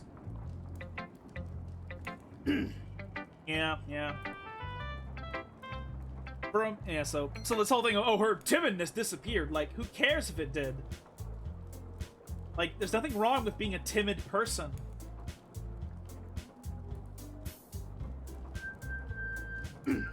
Okay, everyone. We're all done reading each other's poems, right? I have something extra planned today, so if everyone could come sit at the front of the room. Is this about the festival? Well, sort of.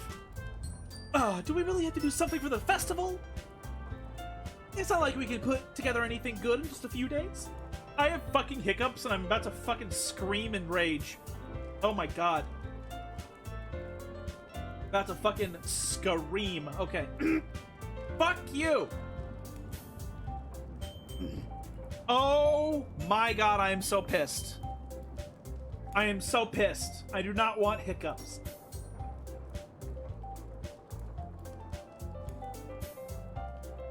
Hold on, I need to wait these out.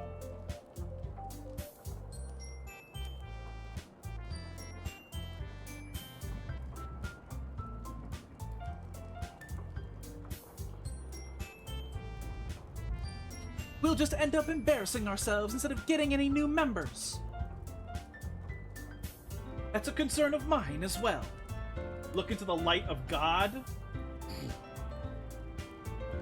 Yeah, no, I started holding my breath, yes. It doesn't all... Those weren't... The hiccups I just got were, like, gas-based hiccups. they weren't like ingestion based hiccups. Like if I have hot sauce, like that takes a while for that to clear down into the stomach, and so the hiccups just don't stop.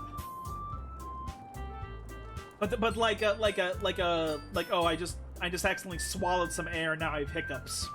That one's a bit easier to dispel. I don't really do well with last minute preparations. Don't worry so much. We're gonna keep it simple, okay? We won't need much more than a few decorations. Sayori has been working on posters, and I've designed some pamphlets that we can give out during the event. Okay, that's great and all, but that doesn't tell us what we're actually going to be doing for the event. Ah, sorry, I thought you heard about it already. We're going to be performing. Performing? Monica? Yeah, we're going to be having a poetry performance. Each of us are going to choose a poem to recite during the event. But the cool part is, we're going to let anyone else come up and recite poems too. Uh-oh, slam poetry. Sayori's putting it on all the posters in case anyone wants to prepare ahead of time. Sayori, who's been coloring a poster, holds it up for us to see. Are you kidding me, Monica? You didn't already start putting these posters up, did you? Well, I did. Do you really think it's that bad of an idea? Well, no. It's not a bad idea, but I did sign up for this, you know. I never asked for this. There is no way I'm going to be performing in front of a group of people like that. I agree with Natsuki. I could never in my life do something like that.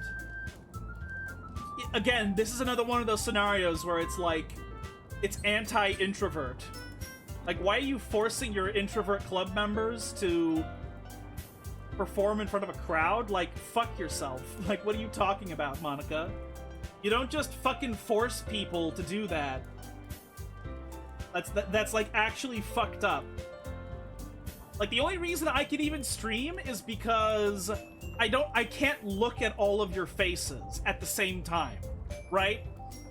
Like, if I was in a room and there was 10 people all looking at me, I would not be able to just go about playing this like normal, okay? Like, I would be a little bit uncomfortable. Fuck, like, if I'm dungeon mastering for like a group of people in a TTRPG, like 6 is like my limit. 7 or 8, I would start feeling a bit like really overwhelmed by just the number of people who are gonna be paying attention to me. Like, you don't just fucking take introvert people and then just force them in front of a crowd. Like, it's fucked up. You don't do that. It's not fair. Imagining it, Yuri shakes her head in fear. Guys? No, Sayori, I understand where they're coming from. Remember that Natsuki and Yuri have never shared their poems with anyone until just a couple days ago. It's a lot to ask for them to recite their poems out loud to a whole room full of people. I guess I kind of overlooked that.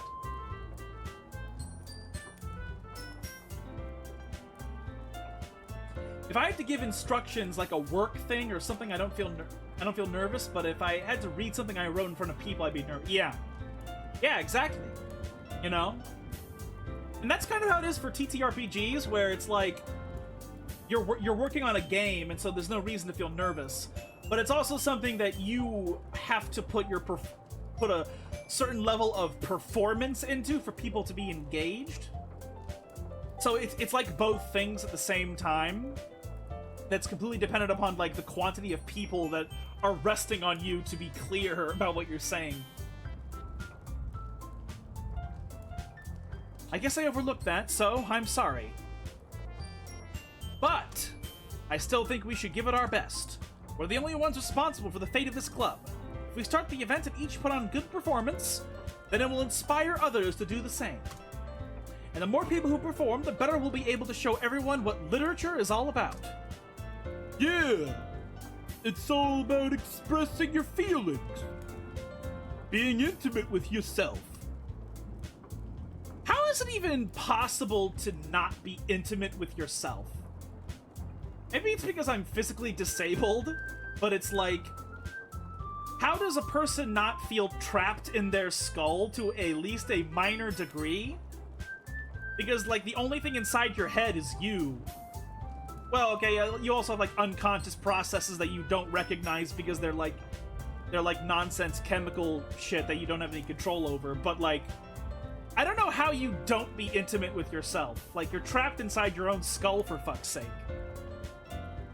Some people don't have internal monologue. Yeah, I still heard about that, and I still have a hard time even believing it, because I don't know how you don't talk to yourself. How do you not have a conversation with yourself? Like, how do you, like, let's say you have the math problem of 1 + 1.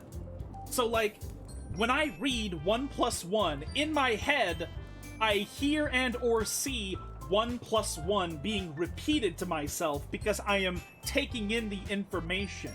And then the answer to that question then comes out from the same source that took the information in. So, like, how can a person even do basic math if they don't have an inner monologue? Do they look at the question of 1 + 1, they see no repeat of it in their brain, but they somehow automatically are able to just say the 2. The answer is 2 with no process? Because that does not sound like it like, I don't even know if I can believe that. It honestly makes me wonder if the actual thing going on with this, with this particular subject, is that people are dumb, but they aren't dumb enough to not have an internal monologue. What they are so dumb about is that they don't even know what an internal monologue is, and so they have one, but they don't call it an internal monologue because they're so dumb. They don't realize that their internal monologue is their internal monologue. That's what I kind of am thinking. Like, are these people really so dumb to not have one, or do they just not know that they do have one? You know? Like, what the fuck? Like, when you describe an internal monologue to them, are they thinking that an internal monologue is like a voice we don't have any control of? It's like a foreign hallucinatory voice or something? Because that's not what internal monologue is. But these people might be so stupid that that's what they think the internal monologue is. Like, what? What are you... What? Ah! Fucking... drives me fucking crazy. Fuck. Finding new horizons and having fun. That's right. And it's those reasons that we're all in this club today. The risk I took was calculated, but alas, I'm bad at math. I know, but you still know what 1 + 1 is, and you still go through that whole process in your head. Of like, the question... You see the question is asked to yourself, by yourself, and then you get the answer. I technically used to be good at math. Then I got physically disabled, and I fucking cannot stand it. I absolutely cannot fucking stand math. Like, even if I'm technically good at math in a few ways, I still hate it. I fucking hate it so much. Big numbers are cool, like the grams number, but, like, I don't like trying to do any complicated math. It's so fucking annoying. Monkey is just staring at us, waiting for us to stop fucking yapping. Yeah. Don't you want to share that with others? To inspire them to find the same feelings that brought you here in the first place? I know you do. I know we all do. And if all it takes is standing in front of a room for 2 minutes and reciting a poem, then I know you can do it. Natsuki and Yuri remain silent. Sayori looks worried. I guess that leaves me no choice. I agree. I don't think it's too much to ask. I think that Sayori and Monica have been trying really hard to get new members. The least we can do is help them out a bit. Well, maybe, but... It looks like Natsuki doesn't have any arguments left. Okay, fine. I guess I'll just have to get it over with. All right. Whew. Thanks, Natsuki. What about you, Yuri? Yuri dejectedly glances around at everyone else's expectant faces. I hate this. This is a scenario where if I was Yuri in this scenario, I would be resentful. I would be resentful of everybody here. I wouldn't be trying to fuck this dude anymore. I would dislike Natsuki even more. I would think Sayori is an absolute fucking buffoon. And I would hate Monica so much if I was Yuri. Like, it's such fucking nonsense to just force introverts to do something that they aren't comfortable with without even informing them that you were making the plan for them to do it. Just do a temporary library. Have a classroom with tea and snacks and some books people can look at, like a calm room. Yeah, like, you don't have to do a thing where you force people to, like, fucking embarrass themselves. Like,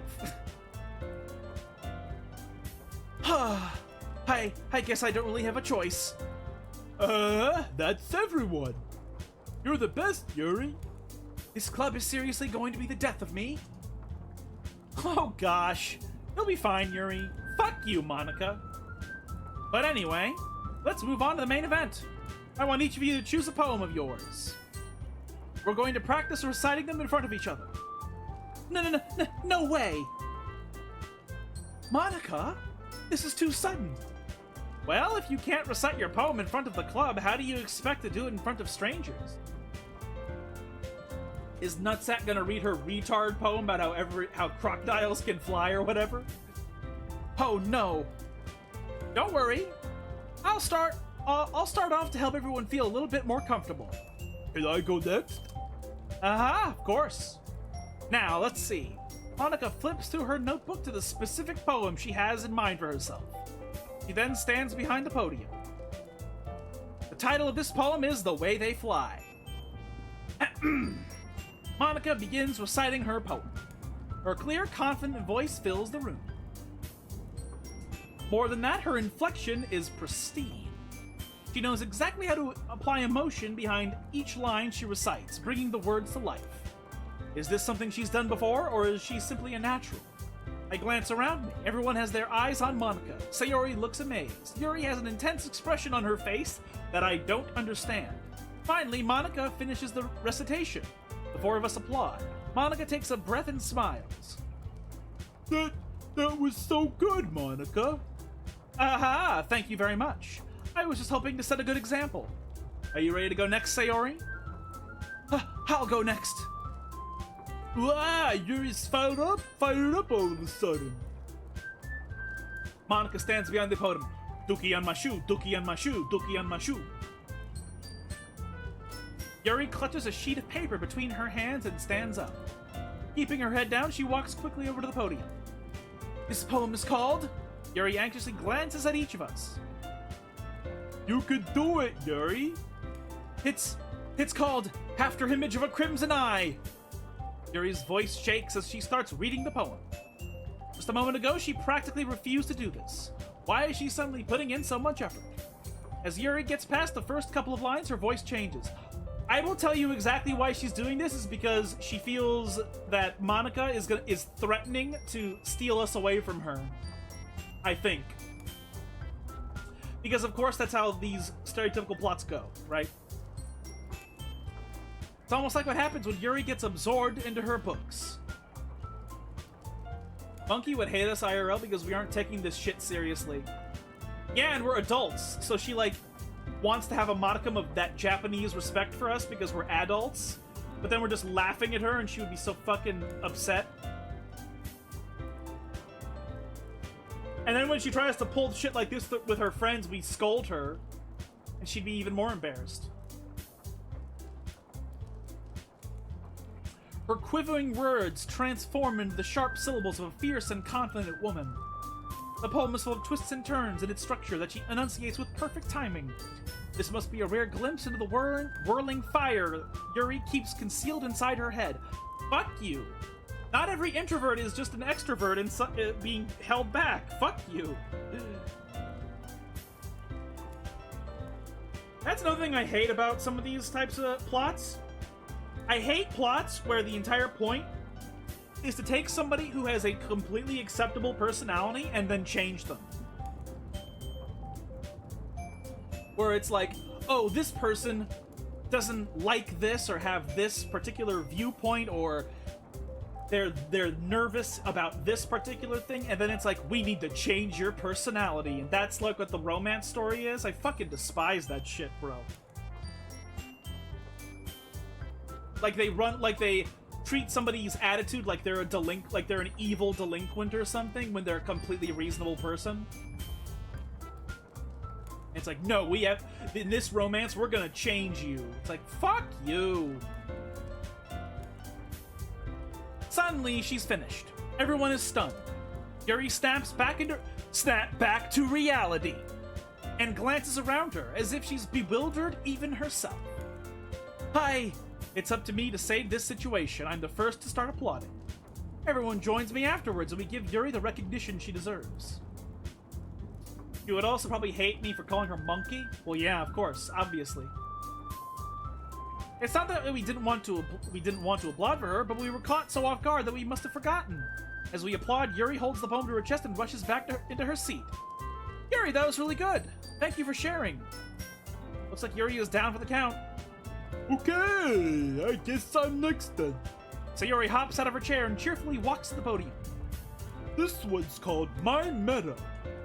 Is that a euphemism for something, Sayori? Is that a euphemism, you weird motherfucker? Sorry, I giggled. Sayori. It's a lot harder than I thought. How did you guys do it so easily? Try not to think of it like you're reciting to other people. Imagine you're reciting it to yourself, like in front of a mirror or in your own head. It's your poem, so it'll come out the best that way. I see. Okay, then. Sayori begins her poem. Somehow it feels like her soft voice was made as a perfect match. The poem isn't aimlessly cheery like Sayori is. It's serene and bittersweet. Hold on a moment.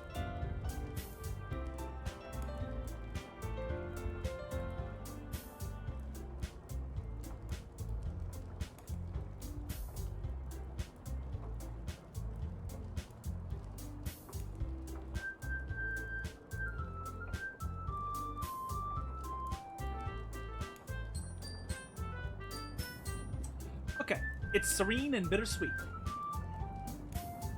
Stop insulting your childhood best friend challenge if possible. Yeah, this guy is a fucking piece of shit. If I were to read this on paper, I probably wouldn't think much of it, but hearing it come from Sayori's voice almost gives it a whole new meaning. Maybe this is what Sayori meant when she said she likes my poems. It's like I get to reach more deeply into someone I thought I knew through and through. Sayori finishes, and we applaud. I did it! Good job, Sayori. Even I liked it. I guess that's a good sign. What does that even mean? Came out nicely, Sayori. The atmosphere of the poem fits you really nicely. But it might be that other poems wouldn't work quite as well with that kind of delivery. I don't really understand. In other words, I've seen poems of yours with that sort of gentle delivery wouldn't work as well. They might need a little bit more force behind them, depending upon what you're reading. Natsuki starts fucking singing Gilgamesh.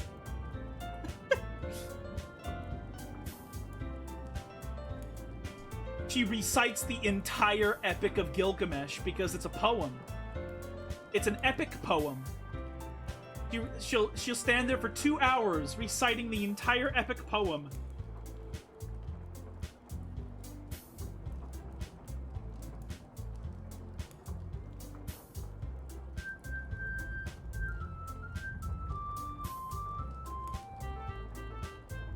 Hold on a moment.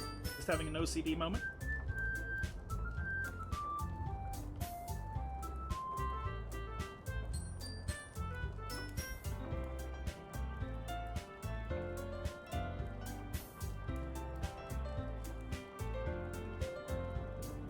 Oh, I know what you mean. That's, well, I've been practicing that kind of thing. It's just embarrassing to do in front of everyone. Then next time, I'm going to make you pick a poem that challenges you a little more. We don't have much time for the festival, you know? Okay. Now, who's next? Natsuki? Don't make me go before Oink. It's not like I can compare to you guys anyway. Might as well let Oink lower everyone's standards a little before I have to do it. Natsuki? It's fine, it's fine. I might as well get it over with. But it's not like I have much of a selection of what to read. I'll just have to go with what I wrote for today. I stand up and step in front of the podium. Everyone has their eyes on me, making me feel terribly awkward. I recite my poem. Since I'm not exactly confident in my own writing, it's hard to put energy into it. Despite that, once I finish, I receive applause anyway. Sorry, I'm not really as good as everyone else. Don't worry about it so much. I think it's less about your abilities and more about your lack of confidence in your writing. Monica is like really grilling us. That's something that'll improve over time, though. Yeah, maybe. All right, then. That just leaves you, Natsuki.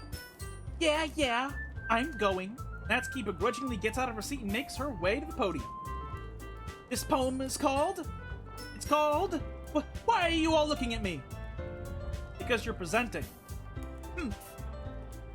Anyway, the poem is called Jump. Shitting in the Night Part 1. Imagine an epic poem literally just called Shitting. And it's 10 million lines. Describing every single human experience involving shitting in the form of an epic poem.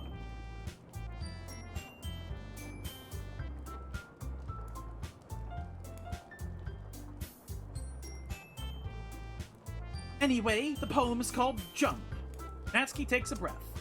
Once she starts reciting the poem, her sour attitude disappears a little. While she's still a little unenthused, her poem has rhythm and rhyme to it. It's Natsuki's trademark style, and it works surprisingly well when spoken aloud. The words feel like they bounce up and down as if giving life to the poem. Natsuki finishes and everyone applauds. She huffs back to her seat. That wasn't so bad, was it? Easy for you to say. You better not make me do that again. Well, you at least feel prepared enough to recite a poem in front of other people? I mean, I'm doing it in front of people. Doing it in front of other people will be way easier. I can put on whatever face I want for the people. But when it's just my friends, it's just embarrassing. That's a surprise, Natsuki. I think it would be the other way around for me.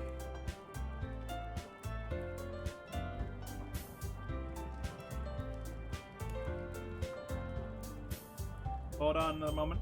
Another moment. You know what? I shouldn't hold on for a moment. I shouldn't be doing a bad habit thing. Okay. What'd you say?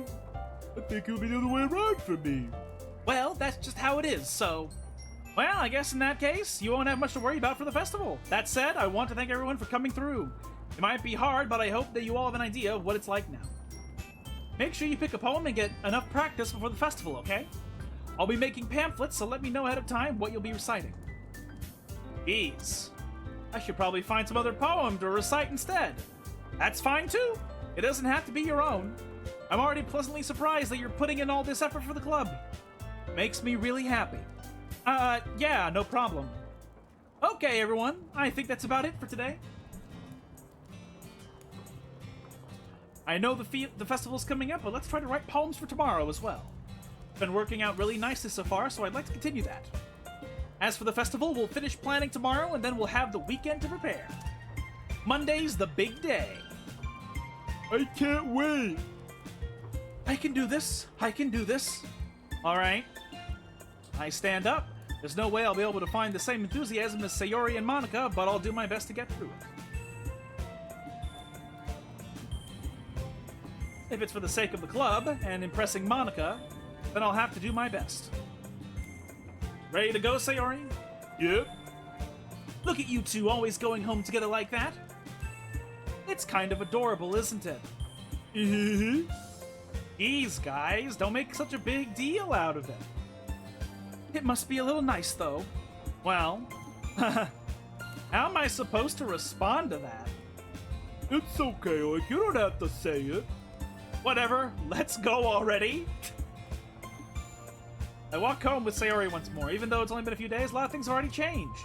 But today, Sayori was being a little quieter than usual on the way home. Hey, Sayori. Sorry, I was spacing out. Ah, no wonder. I was thinking about something from earlier. I like how we get to, Sayori fumbles with her words. So let's just say that one day, Yuri asked to walk home with you. Huh? What would you do? What kind of question is that? You're kind of putting me on the spot here. Well...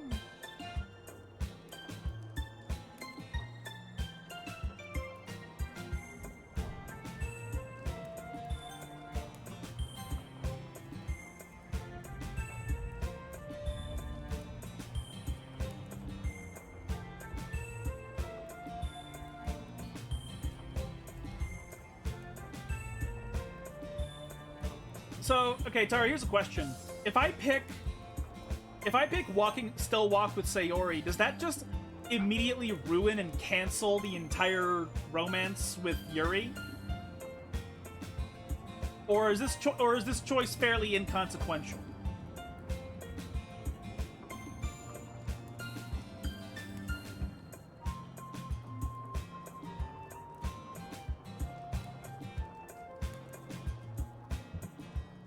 Recommended Yuri, but doesn't really mean much. Okay, well, we might go back to the question later if we don't like it. I would walk home with Yuri. Walking home with Yuri, huh? Why does the thought of that make my heart pound? Because you have a penis. I mean, given how hard it is for her to socialize, I would feel awful turning her down, so... Isn't she so beautiful and smart? That has nothing to do with what I just said. You admitted it. Jeez. Not even any point in speculating something that's never going to happen. Well, maybe. But I'd just like to think about it. Does Sayori want to get cucked? Does she want to be cucked? It's not long before you won't need me anymore, you know. Need you? Sayori, I can't figure out how you're seeing things in your head right now. Sorry. Everyone is different. Nobody in the club is a replacement for you. If you say so. The conversation trails off and I'm left feeling awkward. But it was kind of her fault for trapping me with such a weird question. I can't just lie to her. But if there's something that makes her happy, I would hate to take that away from her. That's why I said there's no point in speculating. Then again, the festival's only a few days away. Who knows what will happen in that time? Walking Hob. So this time I want to have at least one word that aligns with each of them so that they don't hide their poems from me. Like, I don't want Natsuki to be, like, never hiding the poem from me. I want to be able to read it. So I'll do one that she likes. Destiny. Agonizing. Okay. Sadness. Okay, there we go. So we have one Sayori, one for Natsuki. Now the rest will be Yuri. Meager. Philosophy. Massacre. Oh. Massacre is such a fucking cool word. It just sounds cool. You ever thought about that? It just flows out of the mouth like it's very badass. That's what the word massacre is like.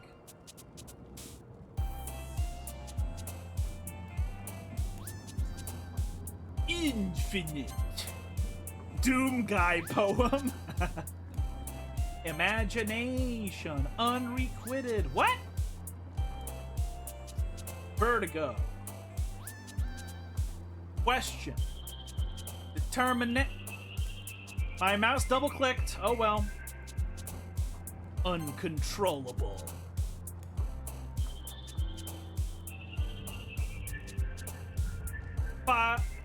That fucking... The beat of that Fireflies song is coming to my head, but I don't even remember what the lyrics are. okay? What? Disoriented, heaven sent. Okay, I think I primarily got Yuri. I hope so. Aw, man, I'm the last one here again. Don't worry, I just walked in too. Were you practicing piano again? Yeah, ah, you must have a lot of determination. Starting this club and now picking up piano? Well, maybe not determination, but I guess passion. Remember that the club wouldn't be here if it wasn't for all of you. And I'm super happy that you're all willing to help out for the festival too. Ah, I can't wait for the festival. It's gonna be great. Huh? Weren't you complaining about it yesterday, Natsuki? Well, yeah. I'm not talking about our part of the festival, but it's the whole day of school where we get to play and eat all kinds of delicious food.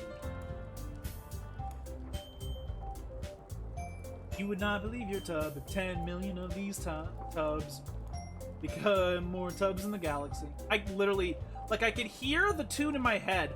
I have no idea how to replicate it, though. You sound a bit like Sayori all of a sudden. Monica, do they usually have fried squid? Squid? That's a pretty specific thing to look forward to. Oh, come on. Are you saying you don't like squid? You, of all people? Eh? I didn't say I don't like it. Besides, what do you mean by you of all people? Because it's right in your name. Mon-Ika. That's not how you say my name at all. Mon-Ika. Instead of Monica. Also, that joke makes no sense in translation. Fuck you. Fucking fuck.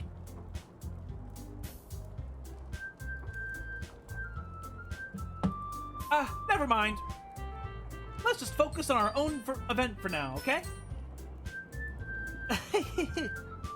Fine, fine. Your reactions aren't as fun as Yuri's or Sayori's anyway. Excuse me? Where is Sayori anyways? Oh, there you are. Sayori, sitting in the corner of the room looking down at nothing.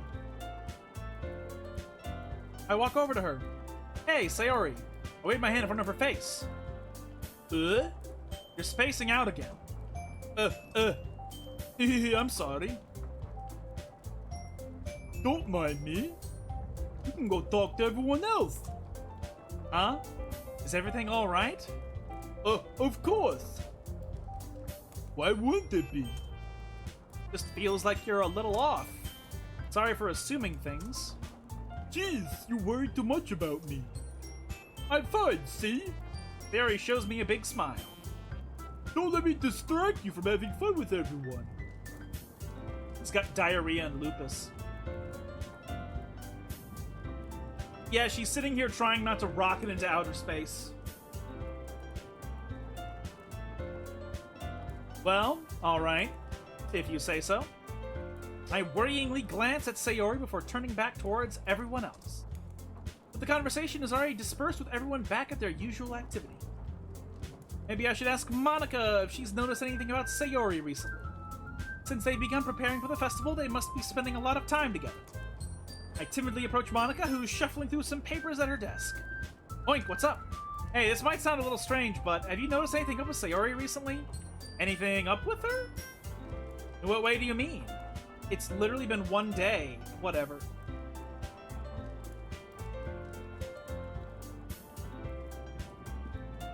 Maybe I'm reading into it a little too much, but she seems a bit downcast today. Oh, you think so? I can't say I've noticed anything about her. Monica peers across the room at Sayori, who is idly dragging a rubber eraser up and down her desk. Maybe there is something on her mind, but I'm not surprised I'm not the one asking you, Oink. You certainly know her a lot better than I do. Yeah, but she's never really like this. She's always talked to me about things that bothered her. But this time, when I asked her, she was really dismissive. Sorry, I know it's not your problem. I just wanted to ask you if you knew anything, so I'll drop it now. No, it's important to me too. I mean, I'm also friends with her, and I also care about the well-being of my club members, you know. Maybe I'll try talking to her myself. Huh? You sure about that? She seemed like she wanted to be left alone. You sure? Maybe she just has a hard time bringing it up with the person of interest. Person of interest? What do you mean by that? I'm saying that maybe the thing on her mind is you, Oink. Me? How on earth would you come to that conclusion? Well, probably I shouldn't say too much, but Sayori talks about you more than anything else, you know? Huh? She's been so much happier ever since you joined the club. It's like an extra light was turned on inside of her. What? No way. Sayori is always like that. She's always been full of sunshine. It's not any different than now than it always has been. You're so funny, Oink. Have you thought that maybe you've always seen her as so cheerful because that's just how she is when she's around you? I said too much. I'm sorry, what do I know anyway? I didn't mean to jump to conclusions, so you should just forget about what I said. I'll try to talk to her, so try not to think about it for now. Alright. Monica smiles meaningfully. I know she said to forget about it, but I already know that I won't be able to get her words out of my head. Monica stands up from her desk and walks across the room to where Sayori is sitting. I watch her kneel down next to Sayori and gently talk to her, but she's keeping her voice quiet so that I can't hear her from here. I sigh and sit myself down. I know Sayori told me not to worry about her and to have fun with everyone else, but that's impossible to do when she's behaving like this. Exactly how much do I care about her that I'm letting this weigh me down so much? Now it feels like I'm the one behaving out of the ordinary, but there's nothing I can do besides wait for Monica. The fifth dating Canada's evil Kirby. Oh no! Why does it feel like I'm being watched? I glance around the room. Suddenly I notice Yuri peering at me from over her book. But she looks away just as quickly with the flustered look on her face. I realize that she won't get anywhere like this.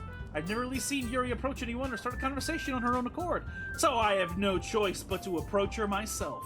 Oh, ho, ho, ho. You dare to approach me despite the warning you were given? I have to approach you to beat the shit out of you.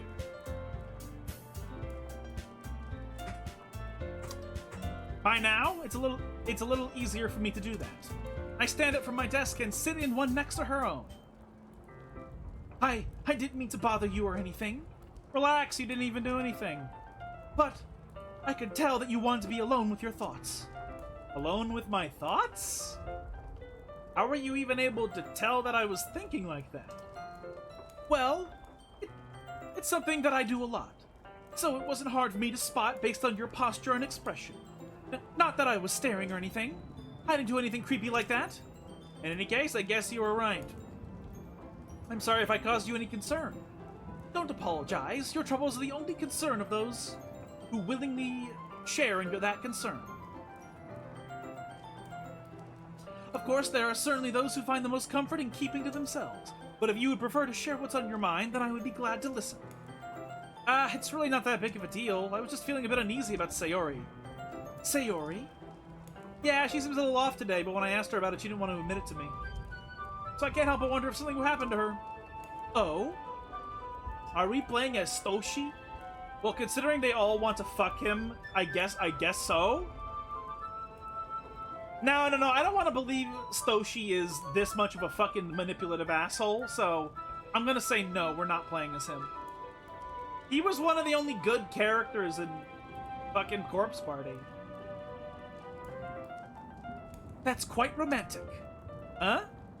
Sorry, I didn't mean to say something stupid. It's not that, I just didn't want you to misunderstand. Sayori and I have just been friends for a long time, that's all. Ah, I see. And perhaps it is unusual for her to be dismissive to you about her feelings. Or maybe I'm just reading into it a little too much. Oink. The world is full of meaning, often hidden deep beneath plain sight. And there are many untold mysteries behind every person, no matter how well you may know them. Ah, so you think there might be something behind it after all? I think that Sayori is a very complex person. Her mannerisms on the outside don't always match what may be going on inside her head. And she may not always know what she wants. I notice her strange behavior today too. And I also feel some concern for her. But in your case, it looks like she was fully occupying your thoughts, wasn't she? Well, I guess that was the case. Sayori, she really means a lot to you, doesn't she? I guess. You don't need to put it that way. We're just good friends, that's all. Yuri suddenly looks deeply into my eyes. Her expression is gentle and curious, as if she was searching for something. Embarrassed, I avert my gaze. Sometimes a person's mysteries are untold even to themselves. Yeah, it's almost like I have no personality because I'm a video game protagonist that just wants vagina. Like the untold mystery of who I really am is a fucking player on the outside. And you, as someone honest and caring, may uncover feelings you weren't always aware were in you. That is, I think that she would be a very fortunate person to have you feel that way about her. Yuri, you're giving me too much credit. I'm a pretty simple guy, so I think I'm pretty good at understanding my own feelings. I'm not nearly as sophisticated as you. Yeah, I fucking hate that she's saying all these things. Meanwhile, I know that we're like a manipulative piece of shit. That's not a compliment, is it? It is what it is. Anyway, as long as we're here, why don't we do some reading? Well, as long as you're okay with it. Yeah. I should be taking my mind off this whole thing anyway. Alright, so we took our mind off the whole thing. And, yeah, guys, so, thank you all very much for joining me here tonight. I really appreciate you coming here and hanging out with me. We will be back in 4 days. Wednesday, if you live in the United States, we'll be doing a chill stream for Cat Tales. We're getting closer and closer to being fucking done with that goddamn game. So hopefully it'll be fun, and we'll kill a lot of other cats and conquer the entire cat land. But then after that, next Friday and next Saturday will be more of Doki Doki. We will more than likely I've been told that its duration will likely mean that we will finish it next week. So hope if you were looking forward to that, then you have that to look forward to. If you happen to be new here and you enjoyed hanging out with us tonight, if you think I deserve a follow, I'd appreciate that quite a bit. We stream 3 times a week for approximately 2 hours. And this stream will be re-uploaded to YouTube tomorrow night, where it will join every single stream I have ever done. So if there are any you want to catch up on, you can find all of them there. Link is in the About section. Weekend is when some things happen. We're just taking a long time, but we always do, so whatever. Yeah. But alright, yeah, so I'm enjoying this game. I'm assuming that it is gearing up to give us the fourth wall break pretty soon. And I like it, you know. It's funny to talk shit and just do a visual novel. Funny that we did Slay the Princess, like a Western visual novel, and now we're onto this. Completely unexpectedly, but, you know, I like it. Hope you all are enjoying it as well, that you're all doing well, having a good week, having a good month. And, yeah, I should get out of here and eat. I am lightheaded, so thank you all very much for being here. I really appreciate your support in every capacity. Hope you have a good afternoon, evening, morning, etc. I will see you all again soon with Cat Tales, and then more Doki Doki Literature Club. Ciao!